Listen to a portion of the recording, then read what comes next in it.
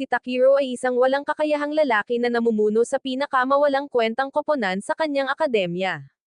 Gayunpaman, nagbago ang kanyang kwento nang sumali ang pinakamalakas na estudyante sa kanyang pangkat at tinulungan siyang i-unlock ang kanyang mga natutulog na kapangyarihan, na siyang dahilan kung bakit siya naging overpowered upang makasesyon niya siya at masira ang kanyang mga kaaway.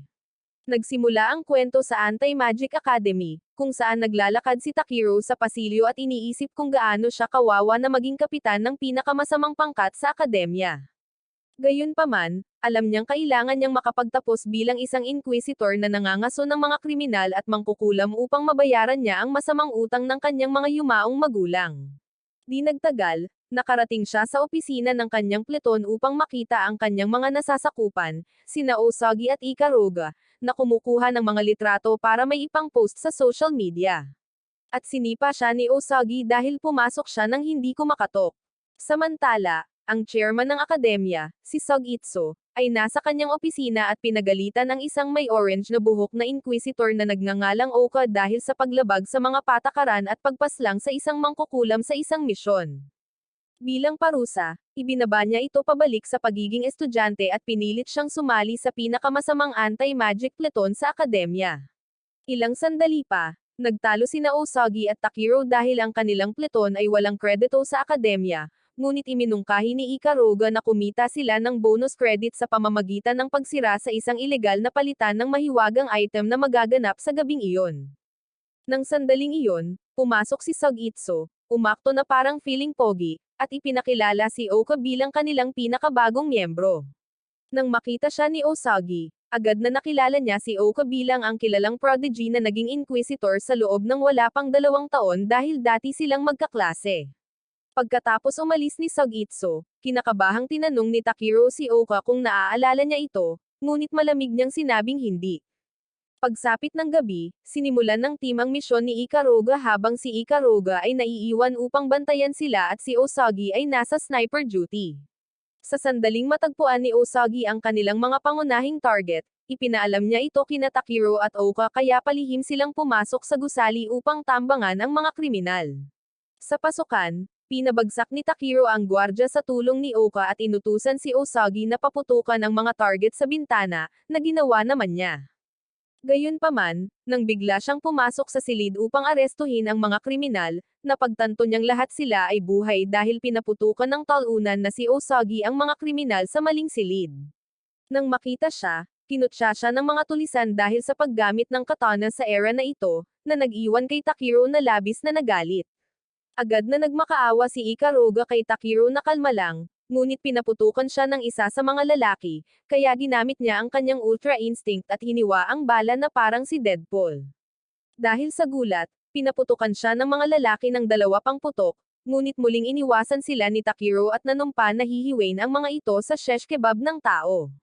Nang sandaling iyon, kinausap siya ni Ikaruga sa boses ng kanyang kapatid, na agad na nagpakalma sa kanya.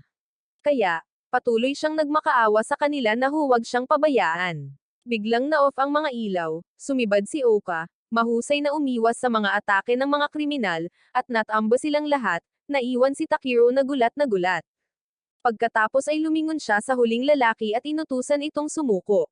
Ngunit, ang walang gulugod na duwag ay tumawag ng isang higanteng magic mecha, pinatakbo ito, at pinaulanan ng mga bala ang buong silid. Agad na nagtago si Takiro, ngunit mahusay na naiwasan ni Oka ang lahat ng mga putok na parang orasan habang pinapaputok ang mga kahinaan ng makina at nagawa itong pigilan. Pagkatapos, nagmadali si Takiro upang tingnan siya, ngunit natisod siya habang papunta at hinawakan ang kanang asset ni Oka. Dahil sa kahihiyan, sinipa siya ni Oka sa bola-bola nito upang matanggal siya sa kanya. Sa pagpupumiglas, sa wakas ay pinaputok ni Osagi ang tamang gusali, ngunit ang bala ay sumirit at natamba si Takiro.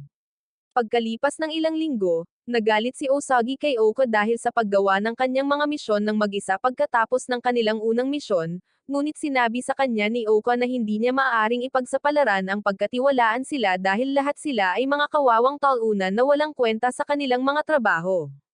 Pagkatapos niyang umalis, inamin ni Takiro na tama siya at gumawa ng plano para mas maramdaman siyang malugod siyang tinatanggap sa koponan. Nang gabing iyon, nag-ayos siya ng isang sorpresa para kay Oka, ngunit nang makita niya ito, winalang-galang niya sila dahil sa pagbibiruan nila sa oras ng pasukan.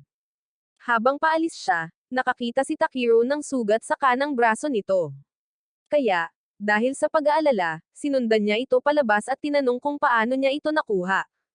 Galit na galit, sinabihan siya ni Oka na huwag siyang gambling, ngunit ipinaalala ni Takiro na siya pa rin ang kanyang kapitan at kinukumbinsi siyang isama ito sa kanyang susunod na misyon. Nang gabing iyon, pumasok ang dalawa sa slaughterhouse ng isang misteryosong sindikato ng krimen na nagngangalang Valhalla, at pinaslang ang ilang gwardya upang iligtas ang ilang mga bihag, ngunit natagpuan lamang silang kakatwang tinadtad at itinapon sa mga basurahan. Nang makita ito, napaiyak si Oka at nagmadaling lumabas upang tapusin ang mga gwardya na kanilang pinigilan kanina, ngunit pinigilan siya ni Takiro, nagbabala na mawawala ang kanyang lisensya bilang inquisitor kung tatapusin niya muli ang isang tao. Gayunpaman, sinabi ni Oka na wala siyang pakialam dahil pinaslang ang kanyang mga magulang ng isang mangkukulam kaya naman labis niya silang kinamumuhian at pupuksain silang lahat upang makaganti. Habang sinusubukan niyang magpaputok muli, itinulak siya ni Takiro palayo at nanumpa na hindi siya susuko sa pagsisikap na maging kasamahan niya. Kinabukasan, nakipagkita si Sugitsu kay Oko sa kanyang opisina at pinuri ang pangkat ni Takiro, umaasang sa wakas ay kikilalanin nito ang kanilang mga kakayahan. Nang hindi iyon gumana, sinabi niya sa kanya na ang isa sa mga miyembro ng pangkat ay isang kandidato para sa Ether Relic. Bagamat ikinagulat ito ni Oka, sa huli ay napagpasyahan niya na pinagmamalaki lamang ni Sugitsu ang mga talunan na iyon at tumalikod upang umalis. Pagkatapos, napansin ni Sugitsu ang isang Ether Relic na nagngangalang Lapis na nakatayo sa tabi ng kanyang bintana at hiniling na sana ay gumawa siya ng kontrata sa isang tao. Pagsapit ng gabi, isang mangkukulam na nagngangalang Marie ang nakipagkita sa isang necromancer na nagtatrabaho para sa Valhalla na tinatawag na Hunted sa kanyang lungga upang maghatid ng isang mahiwagang bagay. Nang mapansin niya ang kanyang damit na may mantsa ng dugo, tinanong niya kung ilang tao na ang kanyang napaslang sa ngayon, at sinabi niya sa kanya na 50 kriminal lang ang kanyang napaslang. Galit na galit, gusto niya itong tapusin agad kung hahayaan lang siya ng kanilang mga amo sa Valhalla na makalusot, ngunit tiniyak sa kanya ni Hunted na nagsusumikap lamang itong talunin ang kanilang karaniwang kaaway, ang mga Inquisitor. Kinabukasan, habang ipinagmamalaki ang kanyang kakilakilabot na shooting, ipinaliwanag ni Osagi kay Takiro na nabigo lamang siya sa kanilang huling misyon dahil sa labis niyang kaba. Nang sandaling iyon, pumasok si Oko sa opisina at kinakabahang inanyayahan siya ni Takiro na sumama sa kanila para sa tanghalian. Naiinis, tumanggi si Oko at sinimulan siyang kulitin dahil sa pagsisikap na maging isang inquisitor para lamang makakuha ng pera. Sa sandaling iyon, mahinahong tinawag siya ni Ikaruga dahil sa pag-arte niyang mas walang galang kaysa sa iba noong siya mismo ay tinanggalan ng kanyang ranggo bilang isang inquisitor dahil sa pagiging isang walang isip na assassin na pumapaslang sa bawat kriminal na kanyang makakasalubong, dahilan upang umalis si Oka. Kalaunan, umakyat si Hunted sa rooftop ng isang skyscraper sa lungsod at nagreklamo tungkol sa labis na kapayapaan na sumasalot sa mundo. Pagkatapos ay tinawag niya ang isang sinaunang halimaw at inutusan itong magdulot ng kaguluhan. Samantala, natagpuan ni Takiro si Oka na bumibisita sa mga puntod ng kanyang pamilya at tinanong siya kung ano ang nangyari. Bilang tugon, isinalaysay niya kung paano sila pinaslang ng mangkukulam, idinagdag na matagal na niyang tinalikuran ang kanyang pagkatao, at ginawang misyon sa kanyang buhay ang lipulin ang mga mangkukulam. Pagkatapos ay tinanong si Takiro kung magagawa niya iyon. Habang sasagot na sana si Takiro, isang pagsabog ang nangyari sa lungsod at si Hunted, na nasa rooftop pa rin, ay inutusan ang kanyang sinaunang halimaw na pasukin ang restricted zone ng Anti-Magic Academy upang iligtas ang mga mangkukulam na nakulong doon. Di nagtagal, dumating si Oko sa pinangyarihan ng labanan at nalaman mula sa isang sundalong nasa unahan na nagpakita ang isang Einherjar. Samantala, napaslang ni Takiro ang ilang mga ghoul habang tinutuntun niya si Oka. Ngunit sa kanyang paglalakbay, nakasalubong niya si Lapis ng isang segundo, ngunit agad itong nawala pagkatapos. Nang sandaling iyon, ipinarinig ni Ikaruga sa kanya ang isang emergency broadcast mula mismo kay Sugitsu, na nag-aanunsyo na ang sinaunang ipinatawag na mandirigma, or Einherjar, ay papalapit na sa restricted zone ng Academy. Dahil sa kakulangan ng tauhan, hiniling ni Sogitsu sa mga estudyante na tumulong sa pakikipaglaban sa halimaw at tinapos ang broadcast. Pagkatapos, tinanong ni Ikaruga si Takiro kung tatakas ba sila or lalaban. Bagamat ipinayo ni Takiro na ang pagtakas ang maaaring pinakamahusay, nagpasya siyang labanan ang Einherjar upang makatulong na pakalmeyan ang puot sa puot ni Oka. Samantala, naabutan ni Oka ang Einherjar at pinaputukan ito ng 2 putok. Ngunit gumanti ang halimaw sa pamamagitan ng isang atake na nagpawala ng balanse sa kanya at nasugatan ang kanyang hita. Hindi natitinag, patuloy siyang nagpaputok ng ilang putok dito at umiwas sa mga atake nito. Ngunit kalaunan, inihagis siya ng Einherjar sa isang fountain. Dahil sa desperasyon, tinawag ni Oka ang kanyang Relic Eater Magic Gun, ang Vlad, upang tulungan siya at inutusan itong pagalingin ang kanyang sugat sa binti. Nang magawa nito, nakipagtulungan siya kay Vlad upang ma-unlock ang unang gatilyo ng kanyang baril at nagpaputok ng ilang mabibigat na putok sa baluti ng Einherjar.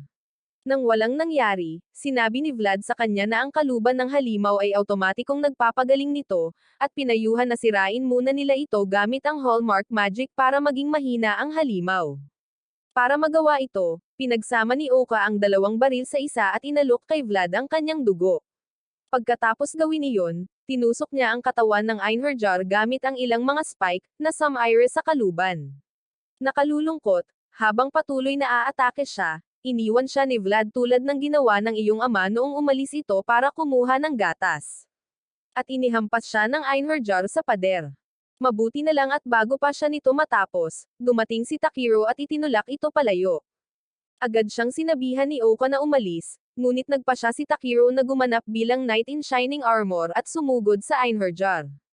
Iniwasan niya ang atake ng Einherjar gamit ang kanyang Ultra Instinct at sinubukang putulin ang baluti noong una.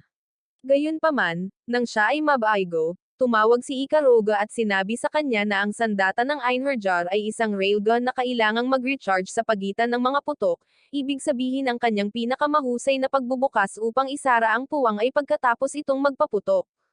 Nang mangyari iyon, lumapit si Takiro at tinamaan ang halimaw. Pagkatapos ay pinatamaan niya ito kay Osagi upang mawalan ito ng balanse. Gayunpaman, habang sinusubukan niyang tapusin ito, pinakawalan ng Einherjar ang natatanging mahika at pinasabog ang katawan ni Takiro. Habang unti-unting nasasawi si Takiro, biglang nagpakita si Lapis, dinala ang kanyang kaluluwa sa isang alternatibong lumulutang na dimensyon, at sinabi sa kanya na siya ang napili bilang pangalawang kontratiste nito. Gayunpaman, bago natapos ang ritual, tinanong niya si Takiro kung handa ba siyang iwanan ang kanyang pagkatao upang talunin ang kaaway, at kinumpirma niya na handa siya. Dahil nasiyahan, binigyan niya siya ng isang espada, binuhay ang kanyang katawan, binalot ito ng hindi matatalo na baluti, at binago siya bilang Iron Man mula sa Shapey bago siya ibalik sa totoong mundo. Doon, ipinakilala niya ang kanyang sarili bilang isang entidad mula sa seryeng Relic Eater na tanging mga Inquisitor lamang ang makakagamit, kinilala si Takiro bilang kanyang bagong may-ari, at hinimok itong alisin ang kanyang utak sa mga alinlangan at lumaban. Habang papalapit sa kanya ang Einherjar, sinugod ito ni Takiro at nakipag-away ng ilang beses. Pagkatapos, naghanda ang Einherjar na muling ilabas ang Hallmark Magic, ngunit sa pagkakataong ito ay sinabihan ni Lapis si Takiro na manatiling matatag habang nakahawak sa gatilyo ng kanyang armas, at pumayag si Takiro, na nag-udyok sa kanya na i-activate ang Hallmark Magic ng armas. Nang magpaputok ang Einherjar ng isa pang plasma beam, sinisipsip ng armas ang buong atake. Pagkatapos nitong tumigil, sinugod ni Takiro ang Einherjar at sinira ito gamit ang isang atake gamit ang kanyang Hallmark Magic. Pagkatapos, umupo si Takiro kasama si Oka sa ilalim ng isang puno at hiniling sa kanya na hayaan siyang makibahagi sa kalahati ng kanyang pasanin ng paghihiganti upang mapagan ang kanyang pasanin. Naantig, tinanong ni Oka kung ayos lang ba talaga para sa kanya na gawin iyon, ngunit tiniyak sa kanya ni Takiro na handa siyang tulungan bago siya makatulog sa kanyang kondangan, na nag-iwan sa kanya ng matinding pagkaantig. Sa ibang lugar, si Marie ay na-corner at inaresto ng mga inquisitor ng akademya. Pagkalipas ng ilang araw, nakatagpo ni Sogitsu ang isang superior na witch hunter na nagngangalang Korogani sa restricted zone ng akademya at nalaman na ang memorya ni Marie ay mahiwagang binura upang maiwasan ang sinuman na makakuha ng impormasyon mula sa kanya. Dahil isa siyang mangkukulam na lubos na hinahanap, alam ni Sogitsu na hindi niya ito maaaring palayain or tapusin. Kaya, nang makarating siya sa kanyang selda, tinanggap niya ito sa akademya. Kinabukasan, nakipagkita si Sogitsu sa plate ni Takiro, ipinakilala si Lopez kay Takiro bilang isang napakalakas na sword relic eater, at inilagay ito sa kanyang pangangalaga.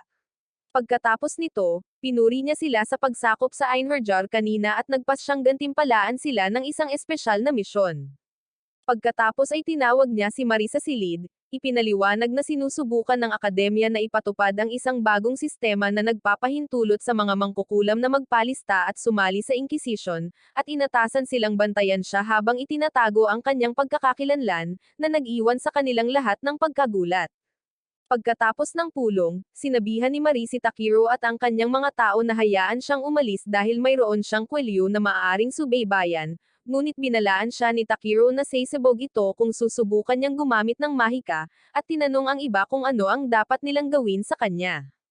Habang iminungkahi ni Naosagi at Ikaruga na hayaan na lang siya, ipinaalala ni Oko sa kanila ang kanilang misyon at binalaan si Marie na ipaalam sa kanila tuwing may plano siyang gawin.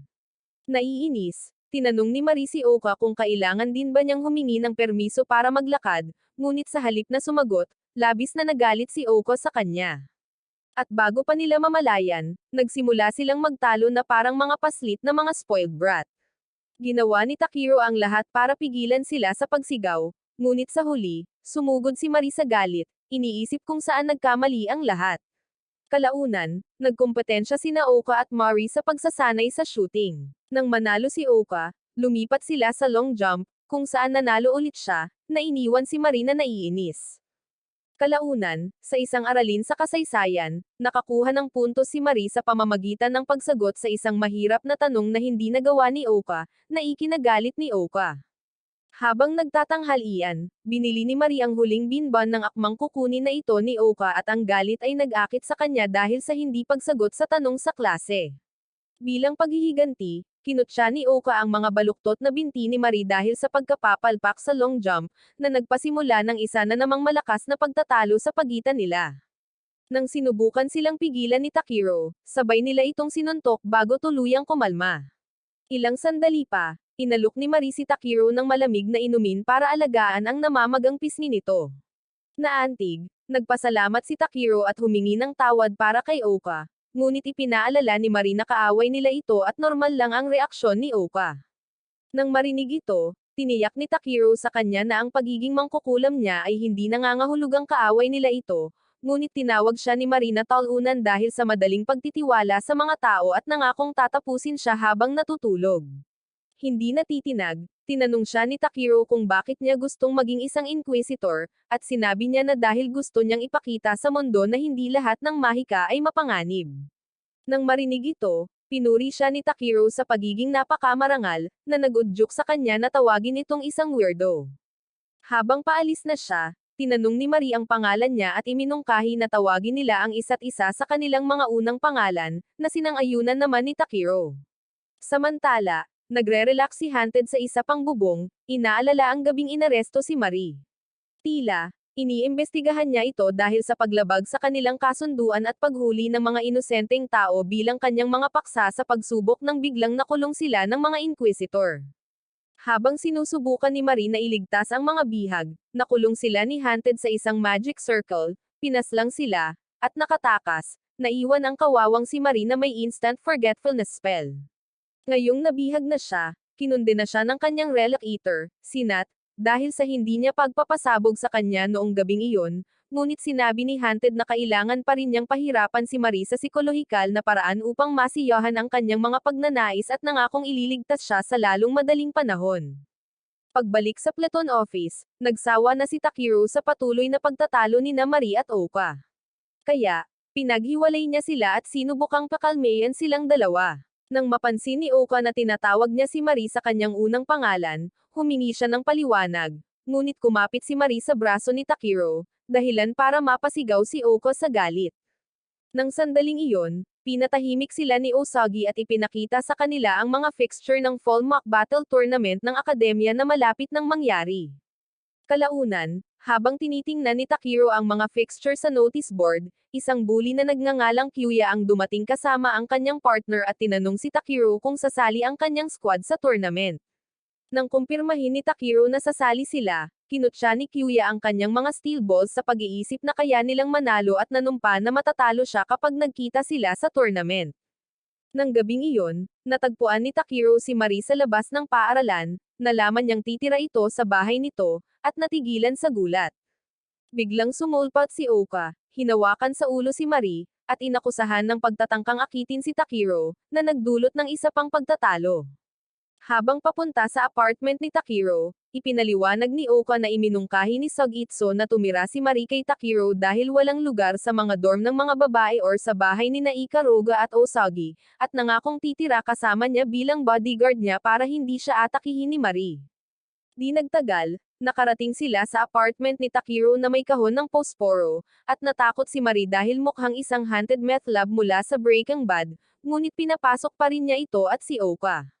Sa pasukan ng pinto, ibinigay ni Takiro kina Oka at Marie ang kanyang susi at nagmamadaling umalis para magpahinga, hindi alam na malapit lang pala ang mga inquisitor ng akademya, naghihintay sa mga dating kasamahan ni Marie sa Valhalla na sunduin siya. Pagkalipas ng isang oras, bumalik si Takiro na may dalang hapunan at nakita si Marie na patag ang aset at nagpapatuyo ng sarili, ang kanyang mga aset at cookie ay inilabas para makita ng lahat.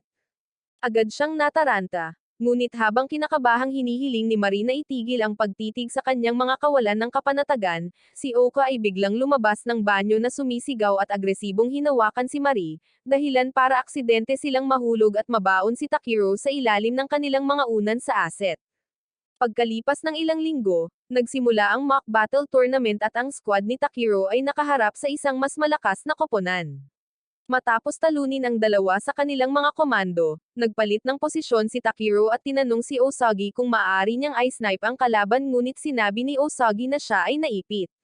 Dahil naipit din si Oka, tinanong ni Takiro si Marie kung tutulungan niya sila, ngunit tumanggi siya, naiwan si Takiro sa isang hindi pagkakasundo. Nang magsimulang mang-troll ang kalaban na sniper, nagalit siya at nagpa siya na kumilos bilang isang decoy upang mapaslang ni Oka ang dalawa pang komando. Nang maayos na ang lahat, lumabas siya sa kanyang pinagtataguan at kinutya ang kalaban, ngunit napatumba siya. Dahil sa awa sa kanila, pinag-isipang muli ni Marie ang kanyang desisyon, pumasok sa labanan, at matagumpay na naaga ang atensyon ng kalaban. Sinamantala ang pagkakataon, mabilis na natalo ni Oka, Takiro, at Osagi ang huling dalawang pangunahing kalaban at sinigurado ang panalo. Nang gabing iyon, habang hinahawakan ni Ikaruga ang mga melon ni Osagi bilang pagdiriwang, pinangalanan ni Takiro si Marie bilang MVP ng laban at tinanong si Oka ng kanyang mga saloobin. Nahihiya, pinasalamatan ni Oka si Marie para sa kanyang kontribusyon, ngunit nang tumanggi si Marie na kilalanin siya, inakusahan siya ni Ikaruga na isang suneri at pinaglaruan ang kanyang patag na asset.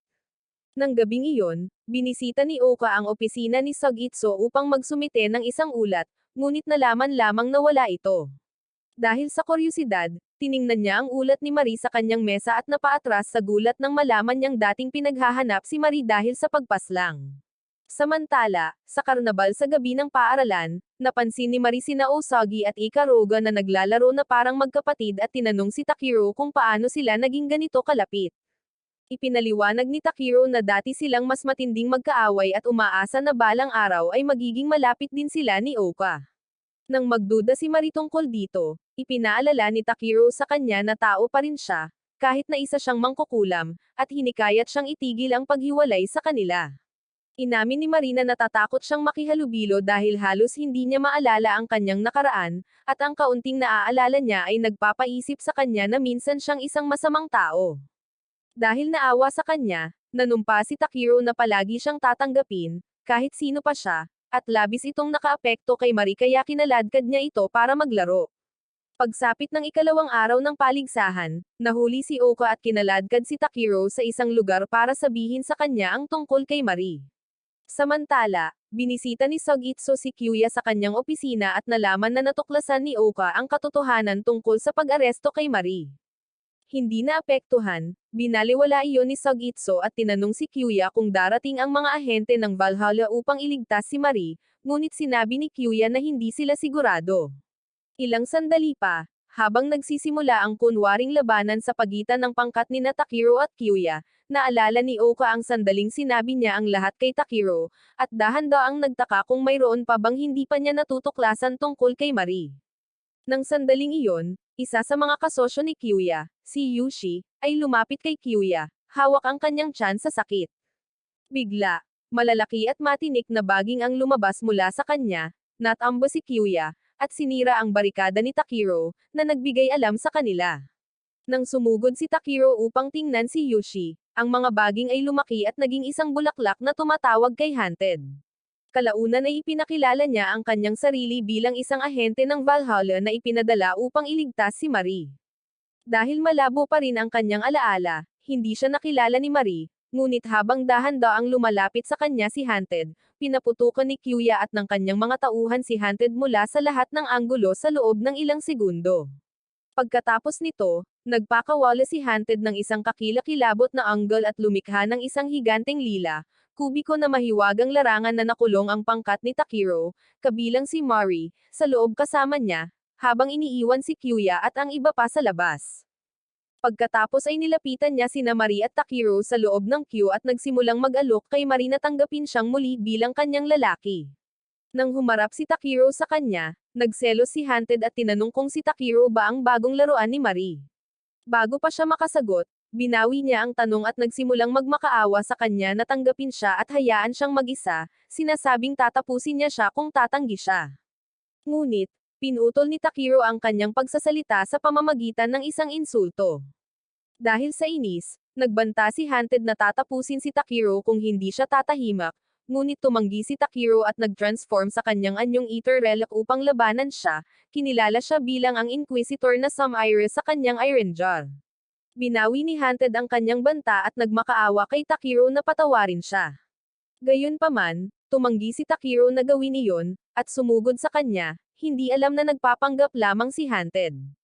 Sa loob ng ilang segundo, tinusok ni Haunted ang katawan ni Takiro gamit ang kanyang espadang Ether Relic, dahilan para bumangga ito sa pader, at sumanib kay Nak upang magbago sa kanyang anyong Ether Relic. Samantala, natagpuan ni Naoka at Ikaruga si Osagi na natamba mula sa kaguluhan kanina, at ginaising siya ni Ikaruga sa pamamagitan ng pagkanta ng isang kakaibang kanta.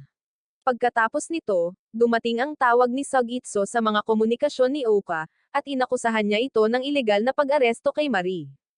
Bilang patunay, sinabi niya sa kanya na iniimbestigahan niya ang pinangyarihan ng krimen kung saan naaresto si Marie kanina, at natagpuan ang kahit kaunting bakas ng mahika ng necromancer. Dahil hindi maaaring gamitin ni Marie ang gayong mahika, nangangahulugan ito na hindi siya ang pumaslang sa mga inosenteng iyon, kaya iyon ang kanyang conclusion. Nang mapagtanto niyang tama siya, nagpa siya si Sugitsu na makipagkasundo kay Oka upang maiwasan ang pagkalantad. Samantala, patuloy na sinasabi ni Haunted kay Marie na protektahan ang kanyang sarili para sa kung ano ang mangyayari, ngunit nawalan ng sarili si Marie, na sinasabing hindi niya ito kilala. Dito, napagtanto ni Haunted na nasa ilalim pa rin siya ng kanyang spell para sa pagkawala ng memorya, kaya't binalik niya ito. Habang bumabalik ang kanyang alaala, naalala ni Marie ang pagsali sa isang ampunan upang turuan ang mga maliliit doon na ang mahika ay maaaring gamitin para sa kabutihan. Isang araw, dumating si Haunted, sinira ang gusali, dinakip ang mga maliliit, at pinilit siyang sumama sa kanila kung gusto niyang palayain sila. Dito, nagalit si Marie habang sinisisi niya ang kanyang sarili sa pagkasawi ng mga maliliit na iyon, at humingi ng tawad kay Takiro sa pagtataksil sa kanyang tiwala. Nangako si Haunted na palalayain si Takiro at ang mga iba kung babalik siya sa kanya, ngunit tinawagan ni Takiro ito na kalokohan, at sinabihan si Marie na huwag siyang paniwalaan dahil iniimbestigahan niya at ni Oka ang ampunan, at natuklasan na pinaslang na ni Haunted ang mga maliliit. Nang marinig ito, talagang nalito si Marie, ngunit kalaunan, pinatunayan ni Haunted ang mga pahayag ni Takiro sa pamamagitan ng pagtawag sa mga bangkay ng mga batang lalaki at babae na walang buhay, inamin na pinaslang niya sila, at nangakong hahayaan si Marie na maglaro sa kanilang mga bangkay anumang oras na gusto niya. Dahil sa matinding paghihirap, si Marie ay napahagulgol sa sakit, at halos mabulunan si Haunted sa kaligayahan. Tungkol naman kay Takiro, sinabi niya kay Marina kahit na naiintindihan niya kung gaano siya nakonsensya, ang pinakamahusay na paraan upang makabawi dito ay ang sundin ang kanyang mga pangarap at ilaan ang kanyang buong buhay sa pagliligtas ng mas maraming buhay gamit ang mahika. Kung sakaling maging napakasakit para sa kanya, inalok niya na pasanin ang kalahati ng pasanin para sa kanya, na nag-iwan kay Marina labis na nagulat. Dahil dito, kumuha siya ng posisyon sa pakikipaglaban at hinamon si Haunted. Agad siyang inatake ni Haunted, ngunit hinaranggan ito ni Takiro at kontra-atakehin siya, ngunit itinulak siya ni Haunted palayo. Nang subukang umatake muli, may isang bagay na hindi nakikita ang umatake at pumihil kay Takiro. Dahil sa nalilitong dahilan, tinanong ni Takiro si Lopez kung ano ang problema, at magkasama nilang sinuri ang lugar sa kanilang paligid at nalaman na pinakawalan ni Haunted ang kanyang hallmark magic, isang pinahabang manifestasyon ng mga hindi nakikitang hiwa, sa kanilang paligid. Dahil alam ito, sinabihan ni Takiro si Lopez na baguhin ang anyo ng kanyang espada sa kanyang kahilingan sa susunod na laban. Pagkatapos ay sumugod siyang muli kay Haunted. Nang harangan ni Haunted ang unang atake, mabilis na ginawang maikling espada ni Takiro ang kanyang sandata at tinusok siya sa tiyan. Pagkatapos nito, ginawa niya itong espadang two-handed at patuloy na dinaig si Haunted hanggang sa ihagis ng walang kwentang talunan ang katawan ni Yushi sa kanya upang magambala siya bago siya matamba. Nang makita ito, naalala ni Marie ang isang spell na itinuro sa kanya ng isa sa mga madre sa ampunan at ginamit ito upang protektahan si Takiro, kahit alam niyang i-activate nito ang kwelyo sa kanyang leeg at sisibog ang kanyang ulo. Matapos itong iwasan ni Haunted, matyaga niyang hinintay na wakasan ng kumikislap na kwelyo sa kanyang buhay. Ngunit sa hindi malamang dahilan, nag-deactivate ang kwelyo at dumating si Oka, na nagpapaliwanag na nagawa niyang i-blackmail si Sugitsu para i-disarm ito. Nang naubusan ng oras, sinabihan ni Oka si Marie na iligtas si Takiro gamit ang kanyang mahika. Pagkatapos ay tumakbo siya upang sumali sa laban at nagwisik ng ilang mineral kay Haunted upang mairita ito. Habang sinisimulan niya ang spell, sumugod si Haunted kay Oka upang tapusin siya. Ngunit dumating si Osagi sa clutch time at tinamaan siya sa kanyang target. Nang makabangon muli si Haunted, tinapos ni Marie ang kanyang spell at pinaputukan ito kay Takiro, na sumipsip nito. Nang makita ito, pinakawalan ni Haunted ang kanyang hallmark magic at inatake si Takiro. Ngunit sa kanyang pagkagulat, nalampasan ni Takiro ang kanyang ultimate technique sa pamamagitan ng paglabas ng lahat ng kapangyarihang hinigop ni Marie kanina at pinalabas si Haunted mula sa kanyang relic eater form. Nabigla, tinanong ni Haunted ang pangalan ni Takiro, at nang malaman niya iyon, nakilala niya itong galing sa isang angkan ng mga demonyong mangangaso at nawala. Kasunod nito, nawala ang magic field, bumagsak si Takiro, at sumugod si Marie sa kanya na umiiyak at nagpapasalamat sa pagliligtas sa kanya. Pagkalipas ng isang buwan, ipinatawag si Osagi ng kanyang mayamang ina at kinutya ang kanyang mababang marka. Nang subukang humingi ng tawad ni Osagi, pinatahimik siya ng kanyang ina, sinabi sa kanya na ito na ang kanyang huling buwan sa akademya, at idinagdag na ipapakasal niya siya sa isang mas mayamang pamilya para kahit papaano ay maging kapaki-pakinabang siya sa ganoong paraan. Habang tumatayo siya para umalis, nagmakaawa si Osagi na muling isaalang-alang ang kanyang desisyon, ngunit ipinagkibit-balikat siya ng kanyang galit na ina at umalis.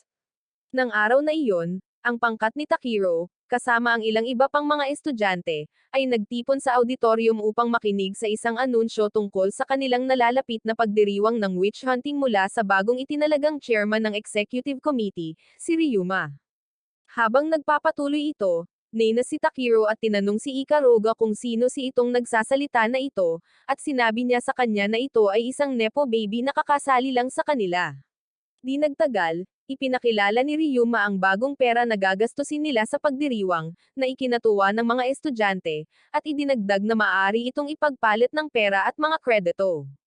Nang marinig ito, ipinagkibit-balikat ni Ikaruga, Marie, at Oka ang ideyang ito bilang materyalistiko, ngunit labis na natuwa si Takiro kaya nang bumalik sila sa kanilang opisina, agad siyang gumawa ng plano para makapasok sa pagdiriwang. Dahil sa pagkadismaya, Nagtaka sina Oka at Mari kung bakit masyadong namumuhunan si Takiro sa pagdiriwang, at ipinaliwanag ni Ikaruga na ito ay dahil kinuha niya ang pera mula sa currency swap upang mabayaran ang ilan sa mga utang na iniwan sa kanya ng kanyang yumaong mga magulang. Sakto lang, dumating si Osagi sa pasukan ng opisina. Ngunit habang papasok na siya, naalala niya ang sinabi ng kanyang ina kanina at naisip ang umalis sa grupo, sa paniniwalang hindi siya kailangan ni Takiro. Bigla na lang, narinig niya ang iba na nagtataka kung nasaan siya at natunaw nang simulan nila siyang purihin. Gayunpaman, nang sandaling sinubukan ni Marie na bigyan siya ng palayaw, biglang pumasok si Osagi, pinagsabihan siya sa ginawa niyang iyon, at hinimok ang lahat na bumalik sa pag-uusap tungkol sa Witch Hunt Festival. Sakto lang, dumating ang isang may four-eyed na nakasalamin na lalaki na gustong maging Rock Lee, nagpakilala bilang kapitan ng isang mas maliit na grupo, at iminungkahi na ang kanyang grupo at ang grupo ni Takiro ay bumuo ng isang alyansa para sa paparating na Witch Hunt Festival. At nakakagulat na tinanggap ni Takiro ang ideya. Di nagtagal, naglakad-lakad si Osagi para maulinawan ang kanyang isipan. Ngunit habang nasa daan, nakasalubong niya si Ryuma. Dahil sa takot, agad siyang humingi ng tawad habang nanginginig ang kanyang katawan. Ngunit pinakawala ni Ryuma ang kanyang Riz aura at sinabihan siyang i-enjoy ang kanyang oras sa paaralan habang tumatagal ito sa isang malumanay at nakakagambalang boses. Nang marinig ito, napaluhod si Osagi, nanginginig ng husto, at nakita sila ni Takiro, na nagkataong malapit lang, at agad na lumapit upang tingnan si Osagi. Nang makita siya, ipinakilala ni Ryuma ang kanyang sarili bilang kaibigan noong bata pa si Osagi, hinimok si Takiro na alagaan si Osagi para sa kanya, at umalis. Pagkatapos, nakita ni Takiro si Osagi na mukhang takot na takot. Ngunit habang tinatanong niya ito kung ano ang nangyayari, nagmakaawa siya na tulungan siya at nahimete. Samantala, hinaranggo ng kalihim ng konseho ng estudyante, si Sendo, si Oka habang naglalakad siya sa pasilyo at dinala siya sa isang lihim na silid sa library upang makilala ang kanilang pangulo ng konseho ng estudyante, si Nag-Ero.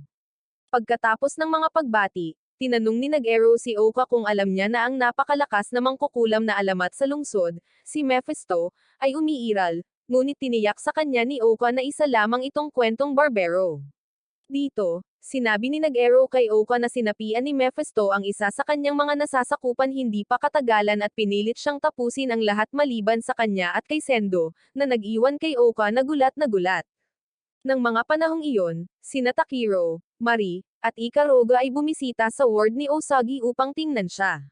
Pagkatapos ng ilang maikling pag-uusap, nagpa siya si Takiro na umalis, ngunit sa hindi malamang dahilan, hinawakan ni Osagi ang kanyang damit. Kaya, nagpa siya siyang manatili hanggang sa magising ito. Habang paalis sina Ikaruga at Mari, pagsapit ng gabi, nagising si Osagi at nakita si Takiro na nakaupo sa tabi niya at tinanong kung naroon ba siya sa buong oras. Nang kumpirmahin ni Takiro na naroon siya, humingi siya ng paumanhin sa pagpapahintay sa kanya, ngunit tiniyak sa kanya ni Takiro na ayos lang ang lahat at nagpas siyang ihatid siya pauwi. Samantala, tinanong ni Oka si Nag-Ero kung paano niya gustong tumulong, lalo na ngayong narinig na niya ang lahat. Bilang tugon, sinimulan ni Nag-Ero sa pamamagitan ng paglilista ng lahat ng nagawa ng bagong transfer student na si Ryuma sa loob lamang ng isang buwan ng pagsali sa akademya. Pagkatapos ay tinanong si Oka kung sa tingin niya ay kainahinala na lumipat ito pagkatapos ng kanilang laban kay Hunted, na nag-iwan kay Oka na gulat na gulat. Samantala, tinanong ni Takiro si Osagi tungkol kay Ryuma habang papunta sila sa bahay nito, ngunit malamig na sinabi ni Osagi sa kanya na hindi ito dapat pag-usapan. Nang marinig ito, sinubukan ni Takiro na hikayatin siyang magbukas ng kanyang sarili, ngunit dinag-atubili si Osagi at tinanong kung pakakasalan niya ito. Nang mapagtanto niyang hindi niya kaya, napaiyak siya at sinabi sa kanya na, bilang nag-iisang tagapagmana ng kanyang pamilya, gusto ng kanyang ina na pakasalan niya si Ryuma upang masiguro ang kanilang pinansyal na kinabukasan. Pagkatapos ay sinabi niya kay Takiro, habang lumuluha, na ginugugol na niya ang kanyang huling buwan sa paaralan kasama nila at sinubukang tumakas. Gayunpaman, pinigilan siya ni Takiro at hinimok na manatili sa bahay nito para sa gabi. Kalaunan, habang naliligo sa apartment ni Takiro, Ang maruming isip ni Usagi ay gumala sa malayong lugar sa ilang kadalihanan habang iniisip niya si Takiro na naging asawa niya para pigilan ang kanyang ina sa pagtuloy sa kasal. Pag-uwi ni Takiro, nilapitan niya ito na walang suot kundi tuwalya, naiwan si Takiro na labis na nalilito. Nang mag-alok si Takiro na ibigay sa kanya ang kanyang damit, natapilok si Usagi sa kanyang mga bisig at binitawan ang kanyang tuwalya, na inilantad ang kanyang malambot na mga aset. Matapos siyang mahuli, tinitigan ni Takiro ng malalim ang kanyang aset habang ang kanyang launcher prime ay naghahanda para sa paglipad at sinabihan siya ni Usagi, na nahihiya, na makasesyon siya ng dahan-dahan dahil ito ang kanyang unang pagkakataon. Sa kasamaang palad, habang malapit na silang maghalikan, pumasok sina Marie, Oka, at Ikaruga sa apartment, natigilan sa gulat nang makita nila si Takiro na may hawak na isang walang suot na Usagi, at binugbog ito ng husto sa pag-aakalang sinusubukan nitong samantalahin siya. Pagkatapos, ikinwento ni Takiro sa kanila ang lahat ng alam niya tungkol kay Ryuma, ngunit habang naglalakbay, nahihiyang tinanong ni Usagi si Takiro kung bakit nasa apartment ang lahat. Bilang tugon, sinabi ni Takiro na inimbitahan niya silang lahat na magdaos ng isang pulong para sa estratehiya upang makatulong na mapabuti ang kanyang mga marka sa antas na maituturing ng kanyang ina na katanggap-tanggap, kaya magpapatuloy siya sa pag-aaral doon, ngunit hindi komportable si Usagi na lahat ay pupunta ng ganoon kalayo para tulungan ang isang taong walang silbi tulad niya. Habang nagiging emosyonal siya, ipinaalala ni Takiro sa kanya na kahit na isa siyang masamang shooter, isa siyang mahalagang miyembro ng squad na nakapagligtas ng kanilang buhay ng hindi mabilang na beses, kaya naman kailangan nila siyang iligtas. Kinabukasan, sinimulan ni Ikaruga ang kanyang plano na tulungan si Usagi sa pamamagitan ng pagdaraos ng isang cosplay show sa harap ng ilang uhaw na talunan. Matapos niyang pagandahin ang kanyang mga kasamahan sa koponan, kabilang si Takiro, na parang mga modernong mabalahibong Viva Star, hinimok niya ang mga uhaw na lalaki na kumuha ng litrato bilang alaala nilang lima. Pagkalipas ng ilang oras, habang naglalakad si Oko sa paligid ng campus at iniisip ang sinabi sa kanya ni Nag-Ero tungkol kay Ryuma, nakita niya ang isang babaeng nagpinta ng puting linya sa daanan, at tinanong kung ano ang ginagawa niya. Sumagot ang babae at sinabihan siya ni Ryuma na gawin ito bilang paghahanda para sa pagdiriwang, at dahil dito ay lalong naghinala si Oko sa lalaki.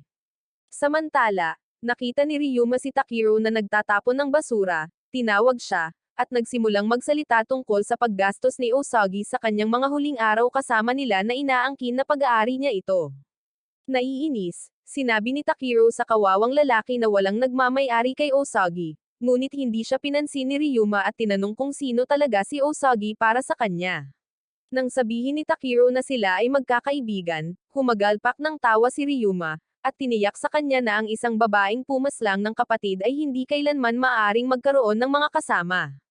Sa galit, hinawakan ni Takiro ang damit ng hamak at hiniling na bawiin niya ang sinabi niya, ngunit iginiit ni Ryuma na talagang pinaslang ni Usagi ang kanyang kapatid. Gayunpaman, nangako si Takiro na ililigtas si Usagi gamit ang lahat ng mayroon siya at pinakawalan si Ryuma. Ilang sandali pa, pinakita ni Oka kay Vlad ang isang tanawin mula sa itaas ng campus, para lamang matuklasan na ang mga puting linya na iginuhit ni Ryuma sa kanyang mga nasasakupan kanina ay mga piraso ng isang napakalaking bilog ng mahika para sa pagkontrol ng isip.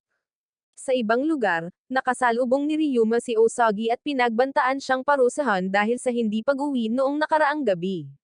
Nang tumanggi si Usagi na sumuko sa kanyang manipulasyon, hinawakan ni Ryuma ang kanyang headband, tinawag siyang assassin, at sinabi sa kanya na hindi niya ito matatakasan, na iniwan siyang talunan. Samantala, iniulat ni Sendo kay Nag-Ero na ang tunay na pagkakakilanlan ni Ryuma ay si Mephisto at humingi ng pahintulot upang makalaban ito. Base sa kanyang mga kilos, agad na napagtanto ni Nag-Ero na sinapian si Sendo ni Mephisto. Kaya, ibinunot niya ang kanyang baril at itinutok ito sa kanya, dahilan upang gawin din ito ni Sendo. Sa sandaling iyon, hinanap ni Takiro at Marie ang paaralan para kay Usagi habang sina Oka at Sendo ay padalos-dalos na pumasok sa opisina ni Ryuma upang arestuhin ito. Hindi naapektuhan, tinanong ni Ryuma si Oka kung bakit niya ito inaaresto. Gayunpaman, nang sabihin ni Oka na ito ay dahil naniniwala siyang siya ang tunay na Mephisto, ipinakita ng Peking Sendo ang kanyang sarili bilang ang tunay na Mephisto at kinutya ang tunay na Sendo at sinag-ero sa pagtatangkang pigilan siya. Habang sasagot na sana si Oka, nilagyan ni Ryuma ng isang talisman ang kanyang mukha, na nakagambala sa kanya, na nagbigay daan sa Peking Sendo na hawakan si Oka at ilipat ang espiritu ni Mephisto sa kanyang katawan. Sa sandaling iyon, ang sumasabog na kwelyo ni Marie ay na-deactivate. Ngunit habang ikinukwento niya ito kay Takiro, tinawagan ni Nag-Ero at sinabi sa kanya na nasa panganib si Oka.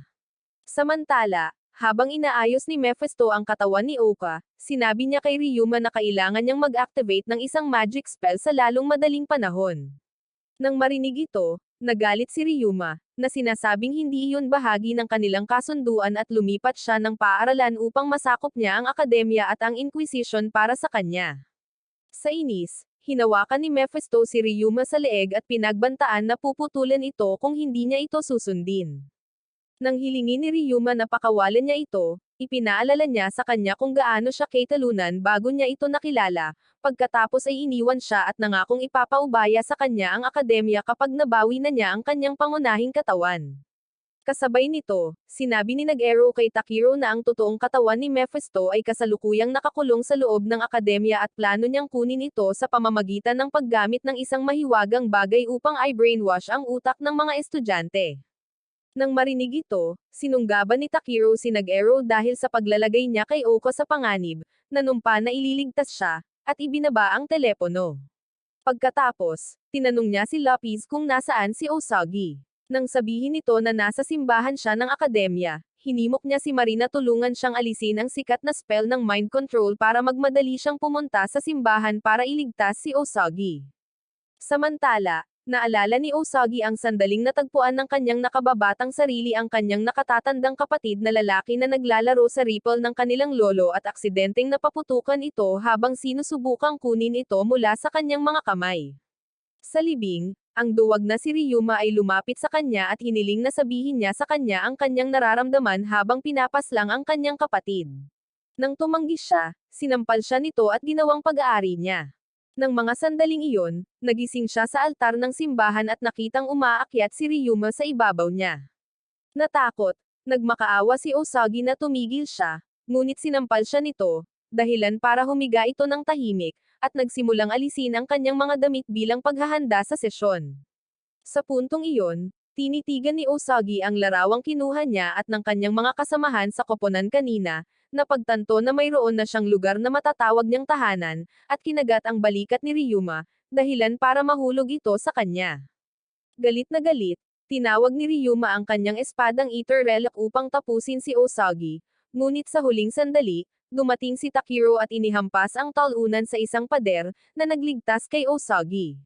Pagkatapos, niyakap niya si Osagi, inabutan siya ng isang flash drive na naglalaman ng lahat ng detalye, at hinimok siyang makipagkita kay Ikaruga upang matulungan niya si Marina alisin ang spell habang kinakaharap niya ang walang kwentang basura. Ilang sandali pa, habang naghahanda si Osagi, iniabot ni Ikaruga ang rifle ng kanyang lolo, kasama ang dalawang espesyal na bala na magagamit niya upang sirain ang kaluluwa ni Mephisto, at binalaan siyang iwasang paputukan ang anumang mahahalagang organo upang hindi masawi ang katawan ng host. Hindi nagtagal, natagpuan ni Marie ang pinagmumulan ng spell control ng isip ni Mephisto sa isang balkonahe, ngunit habang sinisimulan niya itong i-disarm, tumakbo si Oka papunta sa kanya na nag-aalangan sa kanya. Nang marinig siya ni Marie, agad siyang nahulaan na peke si Oka, na nag-udyok kay Mephisto na ipakilala ang sarili at takutin siya gamit ang baril.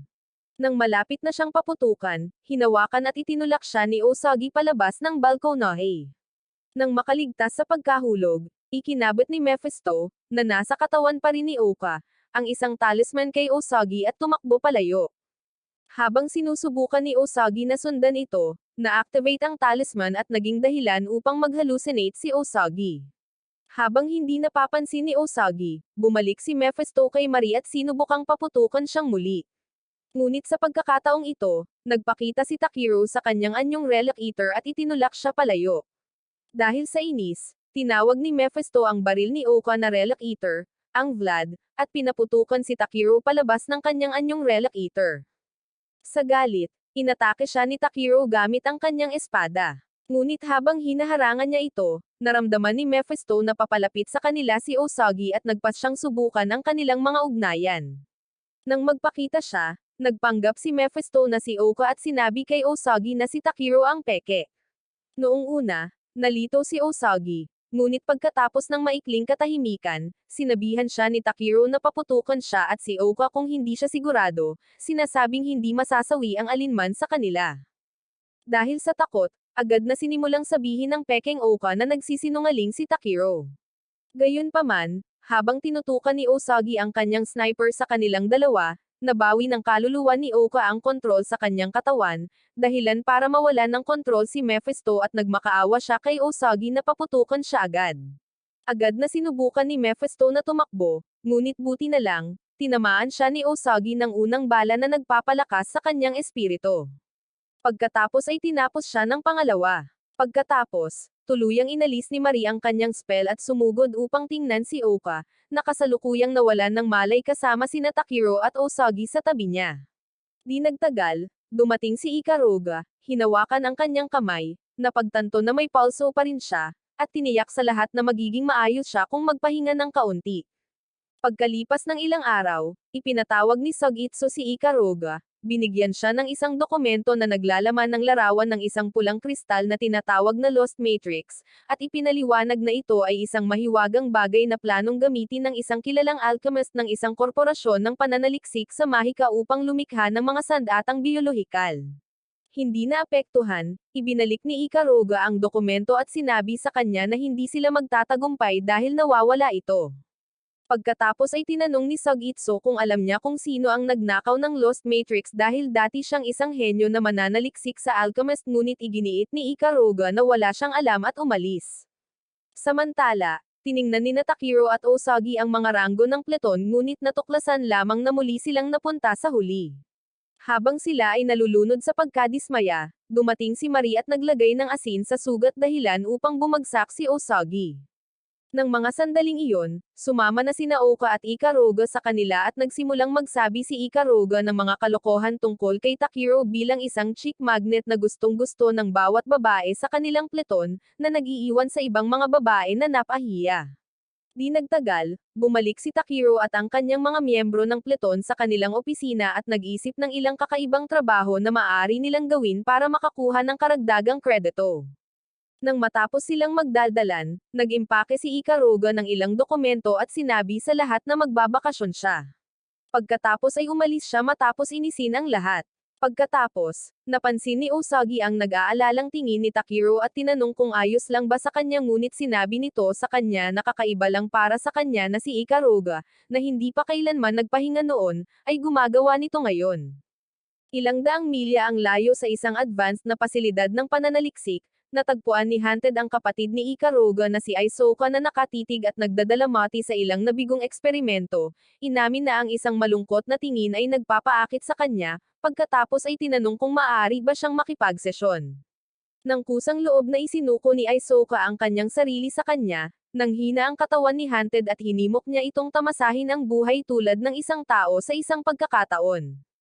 Sinabi ni Aisoka kay Hunted na inilaan na niya ang kanyang buhay ng buo sa pananaliksik na naging dahilan upang magpalit ito ng paksa at tanungin siya kung bakit niya pinagtaksilan ang Alchemist, ang organisasyong dating pinagtrabahuhan niya, na sumali sa kanila. Habang ipinaliwanag ni Aisoka sa walang utak na talunan na ito ay dahil sa mahigpit na paghihigpit ng Alchemist sa kanyang pagkamalikhain, sumakit ang kanyang ulo. Nag-aalala, tinanong ni Hunted kung maayos ba siya at sinabi ni Aisoka sa kanya na ang kanyang kapatid na si Ikaruga, ay naglabas lamang ng kanyang impormasyon tungkol sa ninakaw na Lost Matrix. Kasabay nito, sinundan ni Takiro at ng iba pa si Ikaruga sa kalye at nakita siyang nawawala sa mga imburnal sa pamamagitan ng isang manhole. Agad silang nagmadali upang sundan siya. Ngunit dahil sa kung gaano kalawak at mapanganib ang sistema ng imburnal ng lungsod, umasa si Takiro kay Lopez upang tulungan silang subaybayan si Ikaruga. Samantala, tinawagan ni Ikaruga si Isuka upang sabihin sa kanya na papunta na siya para ihatid ang Lost Matrix sa kanya at ipaalala rin sa kanya na tuparin ang kanyang kasunduan. Nang sandaling iyon, tinanong ni Aizoka si Ikaruga kung bakit niya ninakaw ang Lost Matrix 4 na taon na ang nakalilipas, ngunit binigyan siya ni Ikaruga ng malabong sagot at ibinaba na lang ang telepono, para lamang makasalubong ang dalawang gwardya sa harap. Pagbalik sa ibabaw, ilang armadong gwardya ang nagpaputok ng malalakas na bala kay Takiro at sa iba pa, dahilan para tumakbo sila para sa kanilang buhay. Hindi nagtagal, natagpuan nila si Ikaruga na nawalan ng malay sa harap ng dalawang gwardya, kaya't pinabagsak nila sila at dinala ni Takiro si Ikaruga sa ligtas na lugar, naiwan ang iba. Nang magising si Ikaruga, sinabi ni Takiro sa kanya na babalik siya para sa iba, ngunit nang binalaan siya ni Ikaruga laban doon, isang dragon missile ang tumama sa kanila at nasugatan siya. Nang makita ito, dinala ni Ikaruga si Takiro sa kanyang ligtas na bahay laban sa kanyang kagustuhan. Habang nasa daan, tinawagan ni Ikaruga si Aizoka, humingi ng tawad sa hindi pagkakaunawaan, ipinakilala ang mga nanggugulo bilang kanyang mga kakilala, at nagbanta na kanselahin ang kasunduan kung mayroon man sa kanila ang masasaktan. Kasabay nito, tinawagan ni Sugitsu ang senior manager ng Alchemist upang malaman kung sila ang nasa likod ng pag-atake. Gaya ng dati, itinanggi niyang nasangkot siya at sinabing isa itong pekeng pasilidad ng pananaliksik sa ikalimang lugar na nangunguna sa lahat. Nang marinig ito, sinabi sa kanya ni Sugitsu na makikipagdigma siya sa pasilidad ng pananaliksik sa ikalimang lugar na ito para lang makita ang reaksyon nito. Laking gulat niya, binigyan siya ng senior manager ng basbas na patumbahin ito.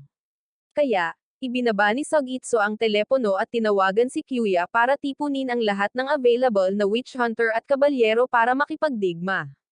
Samantala, sina Oka, Mari, at Osagi ay nagpahinga sa bilangguan ni Aizoka, walang suot, at pinag-usapan ang mga chismis na narinig nila tungkol sa pagtatangka ng alchemist na buhayin muli ang mga Dark Elf. Habang itinatanggi ni Oka ang buong bagay bilang isang komedya, biglang nagpakita si Aizoka, nagpakilala bilang kapatid ni Ikaruga, at nagtaka kung sila ba talaga ay mga kaibigan ni Ikaruga or ang kanyang mga tauhan. Galit na sinabi ni Osagi sa kanya na mas kilala niya si Ikaruga kaysa sa kanya, ngunit tiniyak sa kanila ni Aizoka na ang tunay na Ikaruga ay interesado lamang sa mga bagay na namumukod-tangi at walang nakikitang halaga sa pagiging normal. Nang hindi pa rin naniniwala si Osagi sa kanya, nagpa siya si Aizoka na ikwento sa kanila ang tungkol sa kanilang pagkabata. Nagsimula ang lahat noong sina Aizoka at Ikaruga ay nagtatrabaho pa rin bilang mga henyong mananaliksik sa alchemist at nakalapit sa dalawang siyentipiko upang ipagmalaki ang tungkol sa pag-imbento ng isang mind control gas na nagpapapaslang sa mga tao, na nagpapagapang sa kanila palabas. Ilang sandali pa, habang nagpapahinga, nagbasa si Ikaruga ng isang libro tungkol sa pagiging ina, na ninakaw niya mula sa isa sa kanilang mga sample, at nagsimulang magtanong kay Aizoka ng mga kakaibang tanong tungkol sa pag-ibig at pagiging isang ina.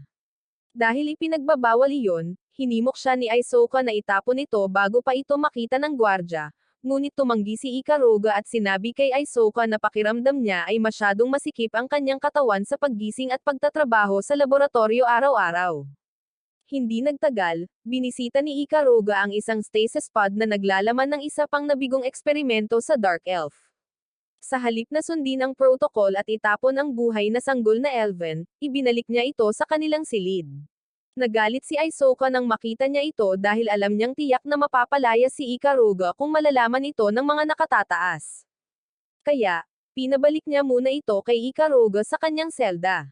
Doon, sinubukan ni Ikaruga na itapon ito tulad ng dati niyang ginagawa, ngunit nang tawagin siya ng sanggol na mama, natunaw siya at nagpas siyang itago ito. Nang gabing iyon, inimpake niya ang lahat ng kanyang gamit at ninakaw ang Lost Matrix, ngunit habang palihim siyang lumalabas ng silid, nagising si Aizoka at nagmakaawa sa kanya na manatili sa kanya dahil pareho silang nangangailangan. Nang mapagtanto niyang tama siya, nagmakaawa si Ikaruga kay Aizoka na tumakas kasama niya, ngunit bago pa siya tumugon, tumunog ang alarma ng pasilidad, na nagsasabing ninakaw ang Lost Matrix, at agad na nagmadali si Ikaruga sa selda ng sanggol na Elven upang sunduin ito, ngunit nakita lamang niya na ito ay nawasak na. Hindi naapektuhan, itinigil niya ang kanyang mga pagkadismaya at tumakas patungo sa akademya, iniwan si Aizoka. Bumalik sa kasalukuyan, tinapos ni Ikaruga ang pagkukwento kay Takiro ng parehong kwento at kinundena ang kanyang sarili dahil sa pagiging isang mananaliksik na walang mabuting moral na kompas. Narinig ito, tinanong ni Takiro kung bakit siya pumunta sa hangganan upang makipagkasundo sa kanyang kapatid nang malaman niyang plano nilang buhayin muli ang mga Dark Elf. Dahil sa kuryusidad, tinanong ni Ikaruga kung ano ang gagawin niya kung sasabihin niya sa kanya. Nang sabihin ni Takiro na tutulungan niya siya, naging relax siya kaya umakyat siya sa ibabaw ng tungkod ni Takiro at inalis ang kanyang mga damit para sa isang mabilis na pag-aayos. Gulat na gulat, sinabi ni Takiro sa kanya na ang mga biglaang sesyon ng plot ay hindi naman talaga nakakatuwang gawin, ngunit sinabi ni Ikaruga na dahil pareho silang walang jowa tulad mo, ang pagkuha ng V-card ng isa't isa ang pinakamagandang paraan para maranasan ang kanilang unang pagkakataon bago sila magpaalam. Nang marinig ito, tinanong ni Takiro kung ano ang ibig niyang sabihin sa pamamaalam. Gayunpaman, bago pa siya makasagot, dumating ang mga alchemist chopper sa labas ng kanilang safe house, dahilan para iwanan ni Ikaruga ang pag-uusap, hinalikan ng malalim si Takiro, tinurukan siya ng isang paralyzing agent, at lumabas para salubungin si Aizoka. Di nagtagal, isa sa mga truck ni Aizoka ang nagtapon kina Oka, Osagi, at Mari sa isang lugar at umalis. Nang makabalik sila, sinabi ni Osagi kay Oka na babalik siya sa pasilidad para iligtas si Ikaruga dahil pinaghihinalaan niya na si Ikaruga ang nakipagnegosasyon sa kanilang pagpapalaya gamit ang Lost Matrix. Nang marinig ito, tinanong siya ni Oka kung nagtitiwala pa rin siya kay Ikaruga, lalo na pagkatapos malaman ang tungkol sa kanyang nakaraan. Ngunit tiniyak sa kanya ni Osagi na wala siyang pakialam sa kanyang nakaraan at gagawin ang lahat upang matiyak na ligtas at maayos na makakabalik si Ikaruga kasama nila. Dahil sa paghanga, nirespeto ni Oka ang kanyang paniniwala at nagpas siyang tulungan siyang iligtas ang kanyang kaibigan. Nang sandaling iyon, dumaan sa kanila ang mga dragon ng akademya at huminto sa tabi nila ang limo ni Sogitsu pagkalipas ng ilang segundo. Lumabas si Sogitsu at tinanong kung ano ang ginagawa nila roon, ngunit iniwasan ni Oka ang tanong at tinanong siya kung ano ang nangyayari. Sinabi sa kanya ni Sogitsu na makikipagdigma sila kay Aizoka, pagkatapos ay tinanong kung nasaan sina Ikaruga at Takiro. Nang sabihin ni Oka na hindi niya alam, bumantong hininga siya, binigyan sila ng access sa mga armas sa kanyang chest, at pinayagan silang lumaban kasama ang akademya kasama ang kanilang mga relic eater upang ibagsak ang pasilidad ng Rouge. Samantala, lumabas si Takiro mula sa isang madilim na eskinita, nahihirapan pa ring gumalaw, kaya mabilis siyang nag-transform sa kanyang anyong relic eater at sumali sa Inquisition sa labanan. Habang natutamba niya ang ilang mga mecha ng kaaway, hiniling ni Takiro kay Lopez na tugisin si Ikaruga at ang pasilidad ng pananaliksik ng elf, at pinaliit ni Lopez ang kanilang lokasyon sa pinakamataas na palapag ng futuristic tower sa harap nila.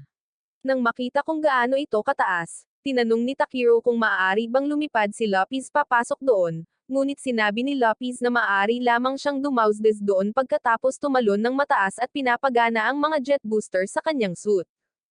Samantala, nilapitan ni Sogitsu ang ilang mga dragon ng kaaway at pinapaslang silang lahat sa isang atake gamit ang kanyang relic eater shotgun at Ascensius.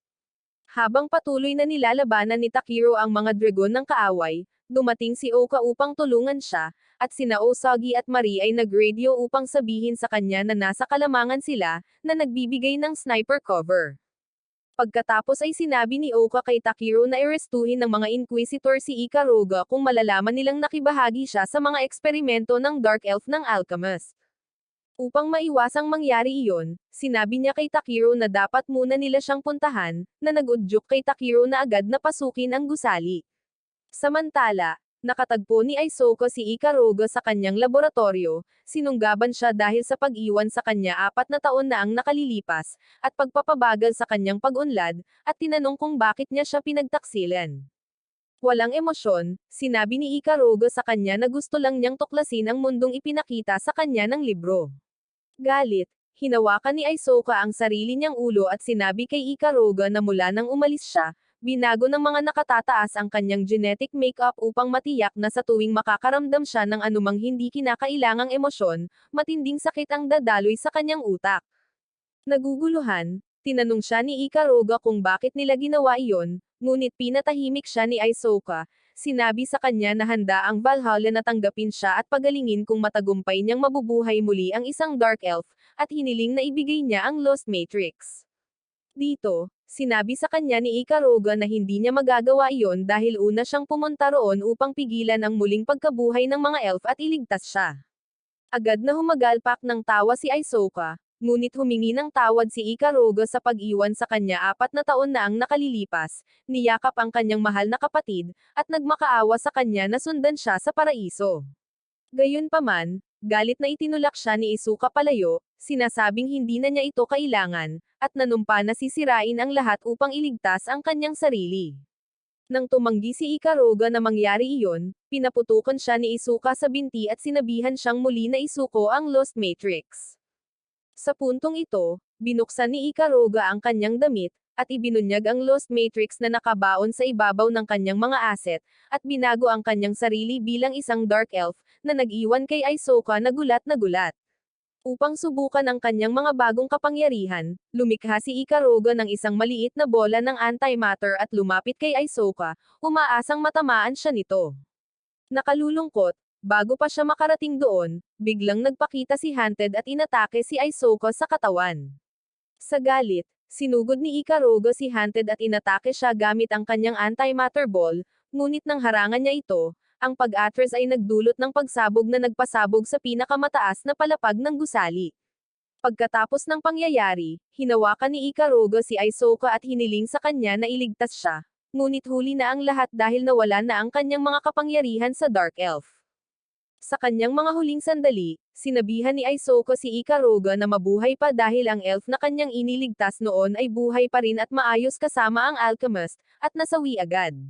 Nang sandaling iyon, dumating si Hunted at inimbitahan si Ikaruga na sumama sa kanya at ipagpatuloy ang pananaliksik ni Aizoka. Nang paputukan siya ni Ikaruga sa ulo para sabihing hindi, tinawag ni Hunted ang isang malaking mekanikal na wyvern para harapin siya at nawala. Di nagtagal, nakita ni Takiro ang wyvern, kaya tumalon siya sa pinakamataas na palapag, sinunggaban si Ikaruga, at di nagtagal ay nalaman niya mula kay Ikaruga na maaari nilang talunin ang wyvern sa pamamagitan ng pagpapaputok sa kahinaan nito. Habang nagsisimulang magpaputok ang wyvern kahit saan, inatake ito ni Naoka at Takiro para pigilan ito habang pinapatakbo ni Ikaruga si Osagi ng anti-ballistic rail cannon ng pasilidad para mapaputukan niya ang gulugod ng wyvern habang ito ay nalilibang at sinisira ito. Dahil 5 putok na lang ang magagamit, kinabahan si Osagi at hindi niya nataman ang kanyang unang 2 putok, ngunit sa ikatlong putok, matagumpay siyang tumama para lamang mapagtanto nila na hindi pa ito sapat. Dahil nakalantad ang spinal cord, natamba ng wyvern si Oka, dahilan para tumalon si Takiro dito. Habang sinusubukan niyang atakihin ito, biglang naubusan ng mana ang kanyang Relic Eater suit, na nag-iwan kay Takiro na walang silbi. Mabuti na lang at nang malapit na siyang sumuko, binigyan siya ni Marie ng isang grupo ng kanyang mana, na ginamit ni Takiro upang paganahin ang kanyang suit at sirain ang core at ang wyvern gamit ang kanyang huling atake. Pagkalipas ng ilang oras, natagpuan ni Takiro si Ikaruga na nagpapalamig sa labas ng kanilang mobile recovery station at kinwentuhan siya. Dahil naawa siya sa kanya, tinapik niya ang ulo nito at hinimok siyang magtapat pa sa kanila, dahilan para mapaiyak si Ikaruga habang nagdadalamati sa pagkasawi ng kanyang kapatid. Pagkalipas ng ilang araw, tinipon ni Ikaruga ang lahat at sinabi sa kanila na ang akademya ay nagpaplano ng isang undercover operation upang sugpuin ang isang ilegal na kalakalan ng magic artifact na magaganap sa gabing iyon. Habang iminumungkahi ni Osagi at Oka na mag-undercover para mahuli ang kriminal at makakuha ng mabilis na pagkilala, sinabi sa kanila ni Ikaruga na hindi sila kwalipikado para sa trabaho. Galit na galit, tinanggap pa rin ni Oka ang assignment para patunayan kay Ikaruga na sila ay may kakayahan, ngunit ng gabing iyon ay napagtanto nilang maglalaro sila ng damit pang-akit at papasok sa isang strip club. Para makihalubilo, ipinakilala ni Osagi at Marie ang kanilang mga sarili sa 3 disipulo ng mga tulisan, habang si Oka, na hindi komportable sa pakikitungo sa mga lalaking talunan, ay nahihiyang nagpakilala. Nang sandaling iyon, pinuri ng isa sa mga lalaki ang kanyang malalaking asset, ngunit sa halip na tumawa lamang, sinugod siya ni Oka. Mabuti na lang at bago pa man siya mabuking, dumating si Takiro na nakadamit na parang isang server at inasikaso ang mga bagay ng propesyonal kaya't maging ang mga babae ay nagulat. Di nagtagal, nakita nilang lahat ang isang lalaki sa table 4 na may maliit at nakabalot na bagay na nakikipag-usap sa isang babae, at agad na umupo si Oka malapit sa kanya. Pagkalipas ng ilang segundo, nalasing ang lalaki at, habang nagmamakaawa sa kanyang board lady na hayaan siyang tumalon, aksidenteng nahawakan ang vanilla asset ni Oka. Halos agad-agad, nabalisa siya, sinuntok siya, at pinaputukan ang regalo niya ng mga bala, agad na nagpakawalan ng kanilang cover. Sa puntong iyon, sumugod sina Takiro at ang iba pa upang arestuhin ang lalaki, inaakalang siya ang kanilang kasama. Ngunit nalaman nila na ang maliit na bagay na binalot niya ay isang handheld Nintendo console pala. Pagkatapos ng maikling katahimikan, isa pang lalaki na may hawak na kakaibang singsing sa malapit ang nataranta at sinubukang tumakas, ngunit pinabagsak siya ni Takiro at ng kanyang koponan. Ilang sandali pa, nang bumalik sila sa opisina, humingi ng tawad si Oko sa pagsabotahe sa misyon, ngunit binaliwala ito ng iba at nagtipon sa paligid ng mesa ni Ikaruga upang suriin ang kakaibang singsing na dala ng isa pang lalaki. Nang matuklasan nilang ito ay isang singsing na pilak na may mahinang mapang-akit na mahika, labis silang nadismaya. Pagkatapos ay tinawag ni Ikaruga si Oko sa pagdudulot nito at nagpa siya na subukan mismo ang singsing. Bigla, inagaw ng ibang mga babae ang singsing mula sa kanya. At habang pinag-aagawan ito ni Namari at Osagi, nakawala ito. Sinubukan ni Takiro na saluhin ito, ngunit biglang umilo ang singsing at kumapit sa isa sa kanyang mga daliri. Halos agad-agad, ang silid ay nagliwanag ng kulay rosas at ginawang mga kakatuwang sundalo ang mga babae na labis na nananabik sa kanyang joystick. Matapos makatakas kay Osagi, nakasalubong ni Takiro si Mari, na nagsimulang umiyak dahil sa kanyang sumpa na patag ang asset, at ginawa ang lahat para pigilan siyang alisin ang kanyang damit. Sinubukan niyang tumakas, ngunit bigla siyang itinulak ni Oko sa lupa at dinilaan na parang siya ang susunod na pinakamagandang bagay pagkatapos ng hiniwang tinapay. Dahil sa kahihiyan, lumabas si Takiro at lumapit kay Ikaruga, inaakalang matino ito, ngunit ang babae ay sumuka sa kanya. Kinabukasan, sumakay si Takiro at ang kanyang mga miyembro ng pleton sa bus upang makarating sa isang lokal na dalampasigan at tulungan silang imbestigahan kung bakit ang kanilang rehiyon ay mahiwagang natigil sa panahon ng tag-araw, kahit na ang ibang mga rehiyon ay lumipat na sa ibang panahon. Pagdating nila roon, nagpalit si Marie ng kanyang swimsuit at naglaro sa tubig, habang sinisiyasat ni Oka ang buhangin ng dalampasigan para sa anumang senyales ng mahiwagang manipulasyon. Sa sandaling iyon, lumabas si Osagi suot ang kanyang masikip na swimsuit at nagmamadaling lumapit sa tubig dala ang kanyang malalaking asset na sumusubok sa mga batas ng jiggle physics. Agad na sinigawan siya ni Oka na dahan-dahanin ang mga bagay-bagay, ngunit agad na nagsawa si Ikaruga sa kanyang pagungal at pinasuot siya ng magandang swimsuit para makihalubilo rin. Sa sumunod na ilang oras, nagkasiyahan sina Takiro at ang kanyang mga kasama sa paglalaro ng lahat ng uri ng mga laro sa dalampasigan hanggang sa mapagod si Ikaruga at humiga sa ilalim ng kanyang payong. Samantala, si Takiro at ang iba pa ay nagpahinga para sa isang murang tanghalian ng ramen, ngunit si Takiro ay kumain ng ilang shaved ice at na brain freeze. Ilang minuto ang lumipas. Habang papunta ang mga kasama sa freezer para bumili ng malamig na panghimagas, sumakit ang tiyan ni Takiro at nagmamadaling pumunta sa banyo para mag-CR. Agad na sinubukan ni Lopez na sundan siya papasok, ngunit pinigilan siya ni Osagi at Marie. Nang sandaling iyon, nakita ni Oka ang dalawang lifeguard na may kargang isang walang malay na lalaki sa isang stretcher at nalaman niyang inatake ito ng isang higanteng halimaw at muntik ng masawi. Dito, agad na napagpasyahan ni Lopez na ang higanteng mahiwagang nilalang, nakilala bilang Inviter of Summer, ang may pananagutan sa walang hanggang tag-araw sa dalampasigan. Nang makita ito, nagpasya silang lahat na lumangoy upang siyasatin ang halimaw. Gayunpaman, dahil hindi marunong lumangoy si Oka at pagod pa rin si Ikaruga, pinatali sila ni Osagi at Marie kay Lopez sa isang pamangwit at inihulog sa tubig bilang pain para sa halimaw sa dagat. Di nagtagal, ibinalot ng halimaw ang mga galami nito kina Osagi at Marie, ngunit pumutok ito sa ilalim ng tubig at minasahe ang daanan sa pagitan ng kanilang mga binti, dahilan para mapasigaw sila sa awa ng Diyos. Agad na sinubukan ni Lopez na iangat sila pabalik, Ngunit sa kasamaang palad, naputol ang tali at nilubog ng halimaw sa dagat sina Usagi at Mari. Sa sandaling iyon, si Takiro ay nagmamadaling lumabas ng banyo na parang isang malayang tao, nag-anyong relic eater, at sumisid sa tubig para tulungan sila, ngunit sa huli ay lumubog siya sa sahig ng dagat dahil sa bigat ng kanyang baluti. Nang makita siya, kinutya siya ni Usagi at Mari dahil sa pagiging walang silbi niya sa lahat. Ngunit kalaunan, ginawang pamangwit ni Takiro ang kanyang espada at naghagis ng pain sa bibig ng halimaw sa dagat, dahilan para mabitawan nito sina Usagi at Mari mula sa mga galamay nito. Nang matapos iyon, tinanggal ni Oka ang anti-magic collar ni Mari at lumikha siya ng isang aurora field na humahati sa dagat at naglantad sa halimaw. Sinamantala ang pagkakataon, pinaslang ni Takiro at Usagi ang halimaw sa dagat at inihagis ito sa pampang, na tinapos ang kanilang misyon. Nang gabing iyon, habang naghahanda silang umalis papunta sa akademya, binilhan ni Naoko sina Usagi, Mari, at Lapis ng tig-iisang popsicle treat at nagpasalamat sa kanila sa pagkumpleto ng misyon. Pagkalipas ng ilang linggo, binisita ni Takiro ang maximum security prison ng akademya upang makita ang kanyang nakababatang kapatid na babae, si Kasiki. Pagkatapos magpalitan ng mga pagbati, pinuri ni Kasiki ang gwapong mukha ni Takiro at tinanong kung kumusta ang paaralan. Ikinwento ni Takiro sa kanya ang tungkol sa mga manggugulo sa kanyang platen, ngunit sa hindi malamang dahilan, nagtanong si Kasiki tungkol sa babaeng binanggit niya na may magandang buhok at medyo nagseselos nang aminin nitong hinahangaan niya ito.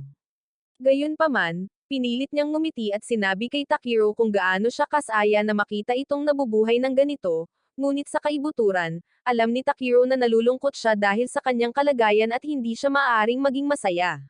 Dahil ipinangako niya na bibigyan siya ng normal na buhay balang araw, naubusan sila ng oras at hiniling ng supervisor kay Takiro na umalis. Nang gabing iyon, itinutok ni Usagi ang kanyang sniper sa isang kotseng mabilis na tumatakbo sa abalang kalsada ng lungsod at pinaputukan ang mga gulong.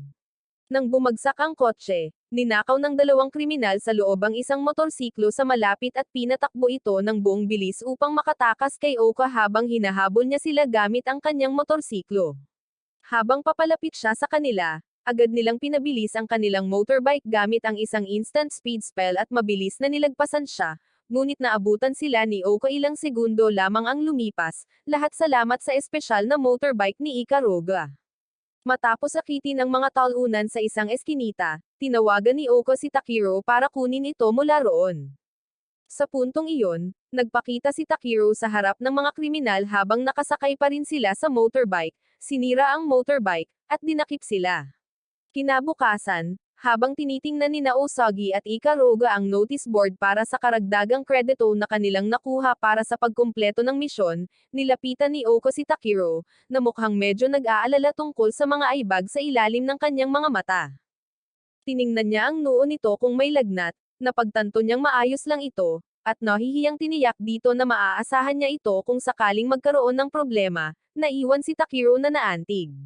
Kalaunan, nakita ni Takiro si Kyuya na naglalakad kasama si Sugitsu sa pasilyo, naalala ang nangyari kay Yushi, at sinubukang tanungin si Kyuya kung ano ang nangyari kay Yushi, ngunit tinawag ito ni Kyuya na isang traidor at umalis. Di nagtagal, dumating si Sugitsu sa control room ng akademya, pinangangasiwaan ang hola at mga vital sign ni Kasiki kasama si Kyuya, at tiningnan ang mga bagay-bagay upang matiyak na si Kasiki ay mahigpit na binabantayan habang natutulog. Nang magising si Kasiki, ipinaliwanag ni Sugitsu kay Kurogani, na nalilito kung bakit siya itinuturing na mapanganib, na ang mga kapangyarihan ni Kasiki ay kakaiba at napakalaki na anumang mahawakan nila pagkatapos umalis sa kanyang katawan ay nagiging bahagi na niya. Sa madaling salita, kung hindi siya mapipigilan, ang kanyang mga demonyong kapangyarihan ay kalaunan ay kakalawanggan at lalamunan ang buong planeta.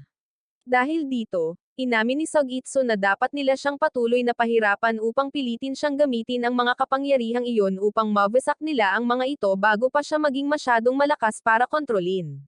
Nang makabawi si Kasiki sa kanyang katinoan, nag-hallucinate siya at nakita si Takiro na iniwan siya para sa ibang babae.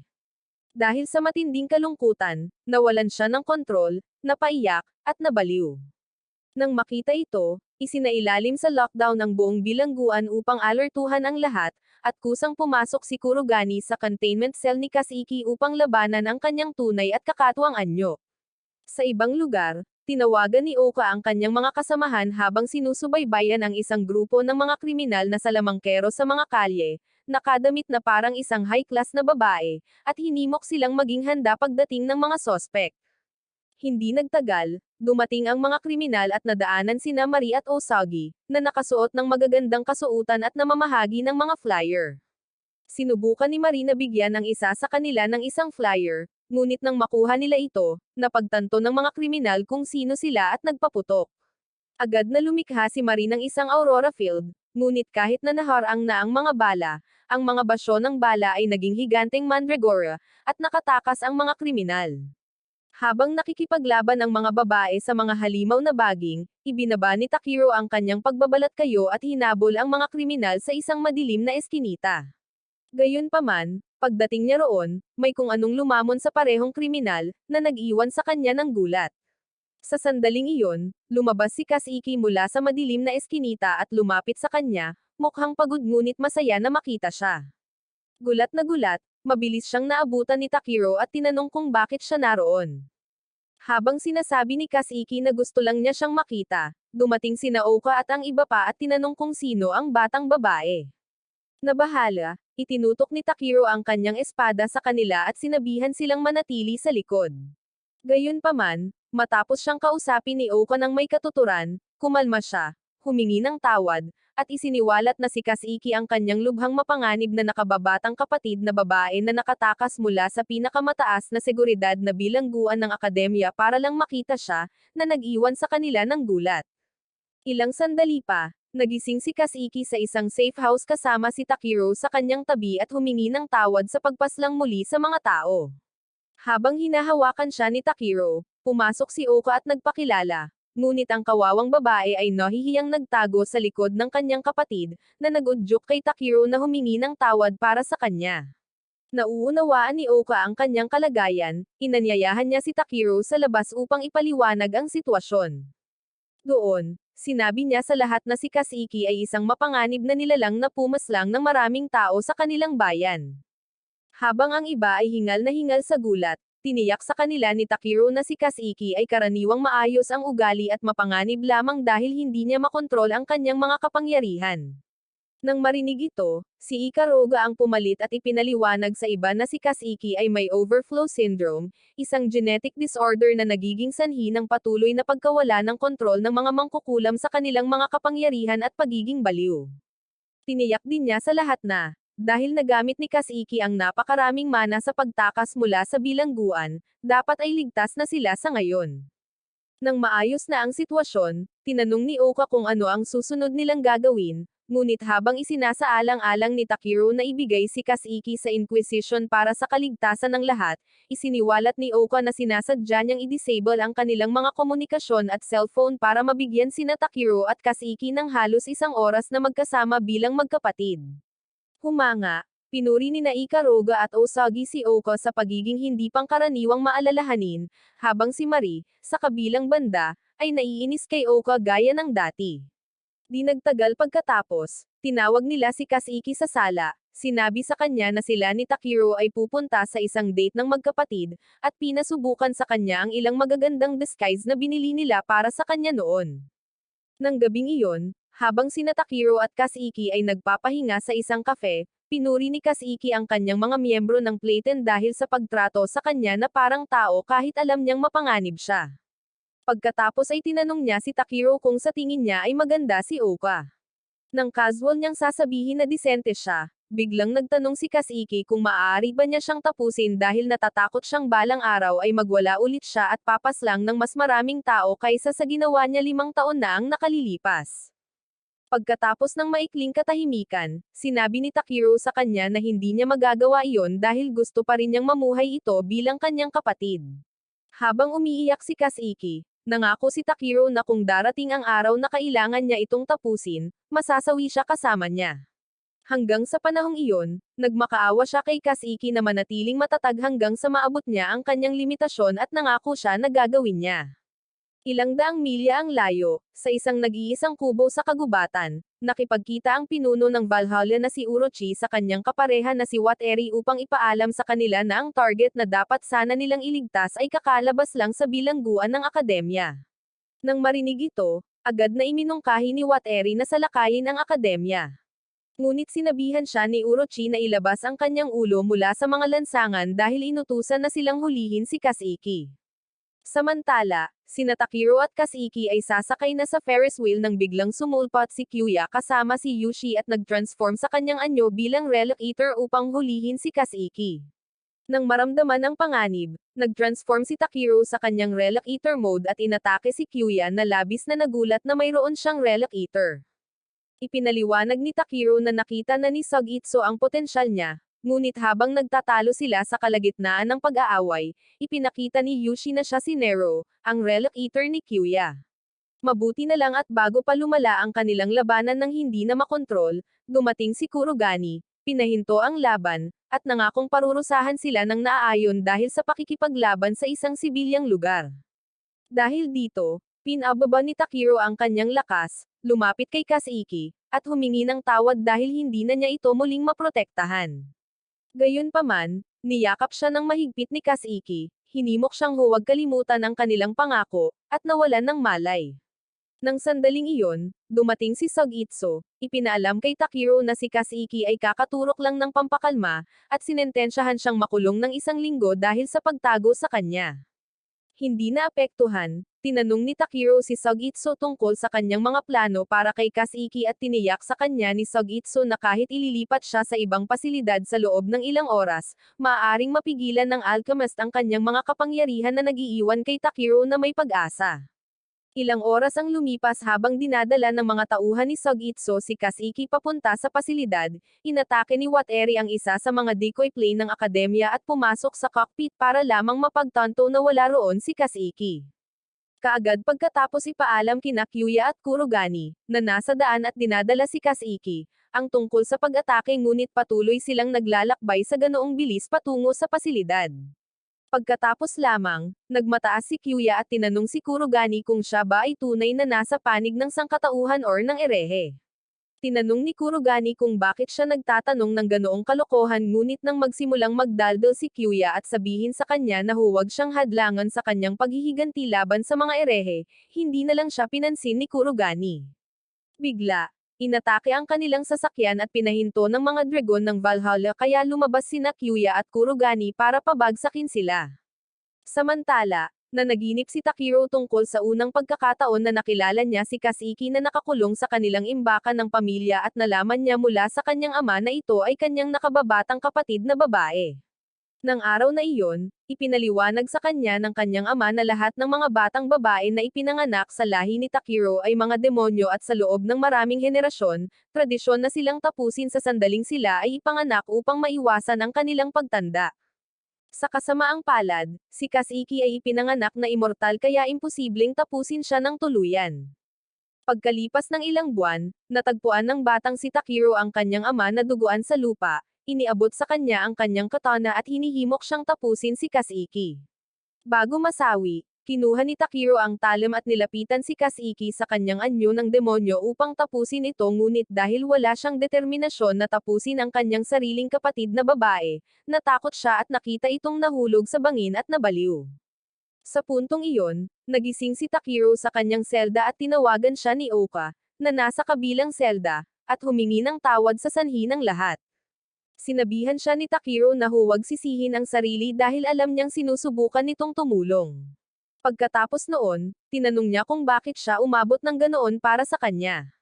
Bilang tugon, sinabi ni Oko sa kanya na gusto niyang makibahagi sa ilan sa kanyang pasanin dahil may utang na loob siya rito sa pagtulong sa kanya na makahanap ng kapayapaan at katahimikan sa pakikilahok sa mga aktibidad ng Platen. Para sa isang taong katulad niya na nabuhay para lamang sa paghihiganti, ang paghahanap ng kapayapaan sa isang bagay na pangkaraniwan ay nagpapasaya sa kanya, at lahat ng ito ay salamat kay Takiro.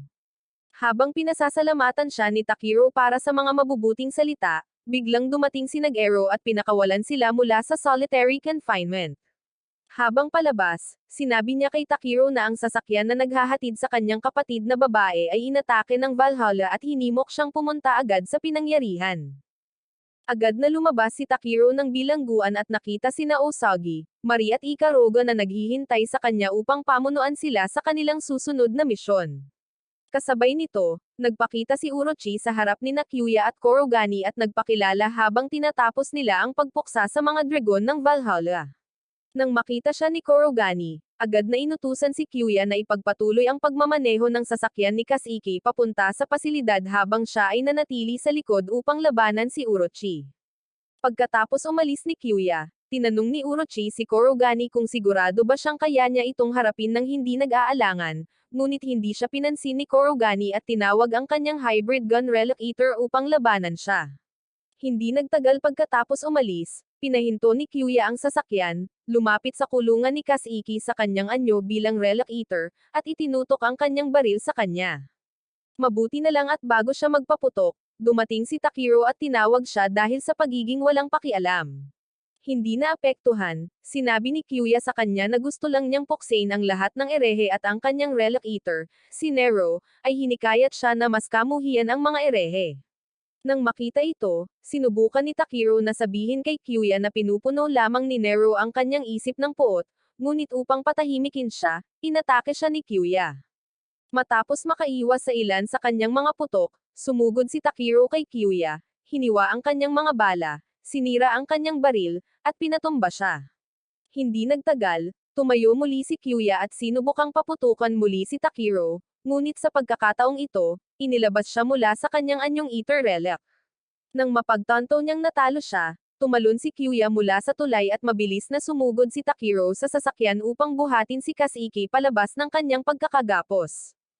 Habang inilalabas niya siya, unti-unting nagpapakita ang malademonyo na anyo ni Kaseki, na naglagay sa kanya sa isang mundo ng sakit, ngunit habang nagmamakaawa siya sa kanya na alisin siya sa kanyang paghihirap, dumating si Hunted at inatake si Takiro bago niyaya si Kaseki na sumama sa kanila.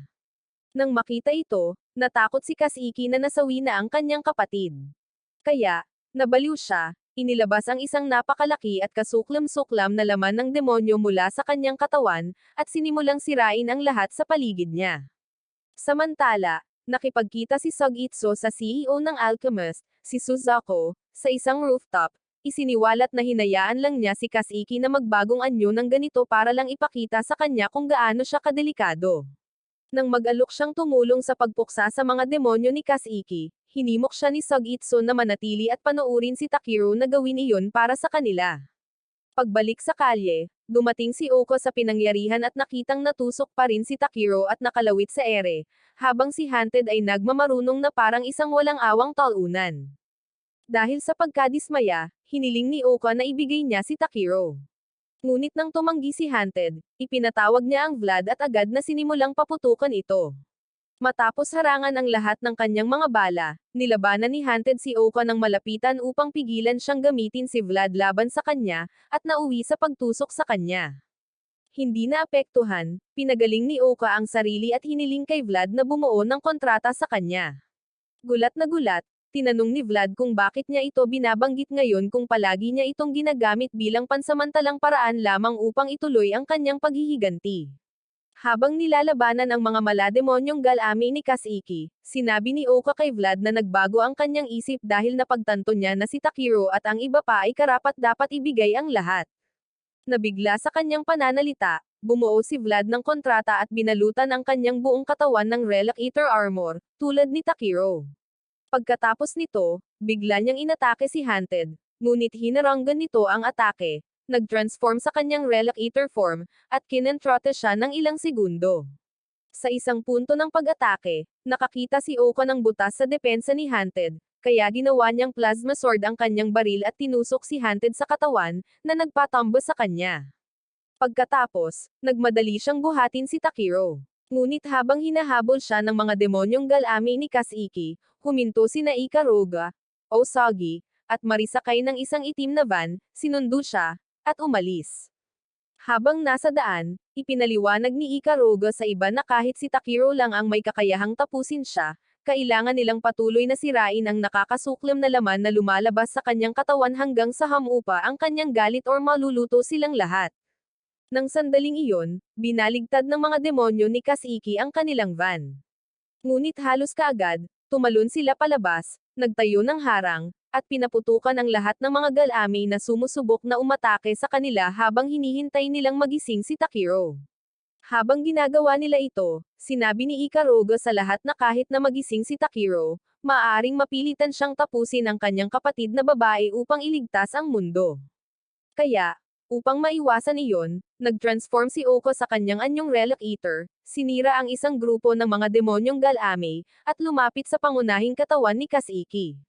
Kasabay nito, ginunita ni Takiro ang sandaling iyon 5 taon na ang nakalilipas kung saan nag-alangan siyang tapusin ang kanyang kapatid at labis na pinagsisisihan na hindi makapagdesisyon kung paprotektahan or tatapusin ito. Nang malapit na siyang sumuko, biglang nagpakita si Luffy sa kanyang subconscious at inalok na ibigay sa kanya ang lahat ng kapangyarihan nito kung maaari niyang talikuran ang kanyang pagkatao at isuko ang kanyang kaluluwa dito. Nang marinig ito, naalala ni Takiro ang lahat ng magagandang alaala na nabuo niya kasama ang kanyang bagong Playten, at sa huli ay nagpa siya na ibenta ang kanyang kaluluwa para sa kapangyarihan. Dahil dito, hinalikan siya ni Lapis upang selyuhan ang kasunduan, in-upgrade ang kanyang Relic Eater armor sa God Hunter mode, at gin-icing siya. Samantala, galit na galit ang mga demonyo ni Kasiki kay Oka habang papalapit siya sa kanila at inatake siya laban sa kagustuhan ni Kasiki, ngunit winasak sila ni Oka. Habang papalapit na siya kina Ikaruga at sa iba pa, pinalibutan siya ng ilang lumilipad na demonyo. Gayunpaman, winasak niya silang lahat sa isang pagsabog habang patuloy na lumalaban sina Ikaruga at ang iba pa. Sa sandaling iyon, lumabas si Takiro mula sa van, ang kanyang armor ay kumikinang na mapusyaw na asul, at sinipsip ang lahat ng natitirang mana ni Oka, na nagbalik sa kanya sa kanyang normal na anyo. Pagkatapos, humingi siya ng tawad sa iba, hinimok silang alagaan si Oka, at sinabi sa kanila na kailangan niyang harapin ng mag-isa ang kanyang kapatid na babae. Nang marinig ito, nagmakaawa si Oko sa kanya na iwasan ang pagpaslang sa kanyang kapatid na babae anuman ang mangyari dahil hahanapin siya nito magpakailanman. Ngunit sinabi ni Takiro sa kanya na hindi niya ito maaaring pakinggan sa sandaling iyon, humingi ng tawad sa iba na nagmakaawa sa kanya na huwag umalis at umalis pa rin. Pagkalipas ng ilang segundo, natagpuan niya ang pangunahing katawan ni Kasiki, ngunit bago pa niya ito mahawakan, nagpakita si Hunted sa kanyang anyong Relic Eater at inakit siya ng galit. Dahil sa inis, inatake siya ni Takiro para ilayo sa kanyang daan, ngunit habang ipinagtatanggol ni Hunted ang kanyang sarili, sinubukan siyang kumbansihin ng mga demonyo ni Kasiki na masasawi si Takiro, kaya't muling magwawala ang babae. Nang makita ito, ikinalungkot ni Takiro ang kanyang mga nakaraang pagkakamali at ipinahayag ang nakakabaliw na panghihinayang na nararamdaman pa rin niya sa pagiging hindi mapagpasyahan noon, na ikinaiinis ni Hunted. Habang nanunumpa siyang mananatiling tapat sa kanyang mga hangarin sa pagkakataong ito, inatake siya ni Hunted dahil sa galit, ngunit hinaranggan ito ni Takiro at sinabi kay Kasiki na ililigtas niya ito at babalik sa kanyang mga kaibigan ng buo. Dahil dito, nag-alitan ang mga demonyo ni Kasiki laban sa kanyang desisyon, sinasabing gusto nilang magkasama silang masawi, ngunit dahil malinaw na tutol dito si Kasiki, nagdulot ito ng panloob na pakikibaka sa pagitan ng kanyang isip at ng mga demonyo. Tungkol naman kay Hunted, patuloy niyang inaatake si Takiro at nangakong tatapusin muna siya, pagkatapos ay ang kanyang kapatid na babae pagkatapos nitong sirain ang mundo. Habang tumataas ang tensyon, unti-unting nagsimulang maglaho ang mga demonyo ni Kasiki, at mabilis na pinabagsak ni Takiro si Hunted gamit ang kanyang ultimate technique. Nang mapabagsak si Hunted, sumugod siya sa mga demonyo ni Kasiki, hinawakan ang kamay nito, at niyakap ito, dahilan para mawala ang nakapandidiring maskara ng demonyo. Nang mapagtanto na natalo na sila, nagkaroon ng huling pagkikita si Orochi kay Sugitsu, na tinanggap siya muli pagkatapos ng 150 taon na hindi pagkikita at sinabi sa kanya na may paparating na digmaan. Tungkol naman kay Takiro, bumalik siya sa kanyang mga kasamahan na babae kasama ang kanyang kapatid na babae at sinabi sa kanila na kahit hindi niya talaga nailigtas si Kasiki sa pagkakataong ito, gagawa siya ng paraan para makahanap ng lunas para dito.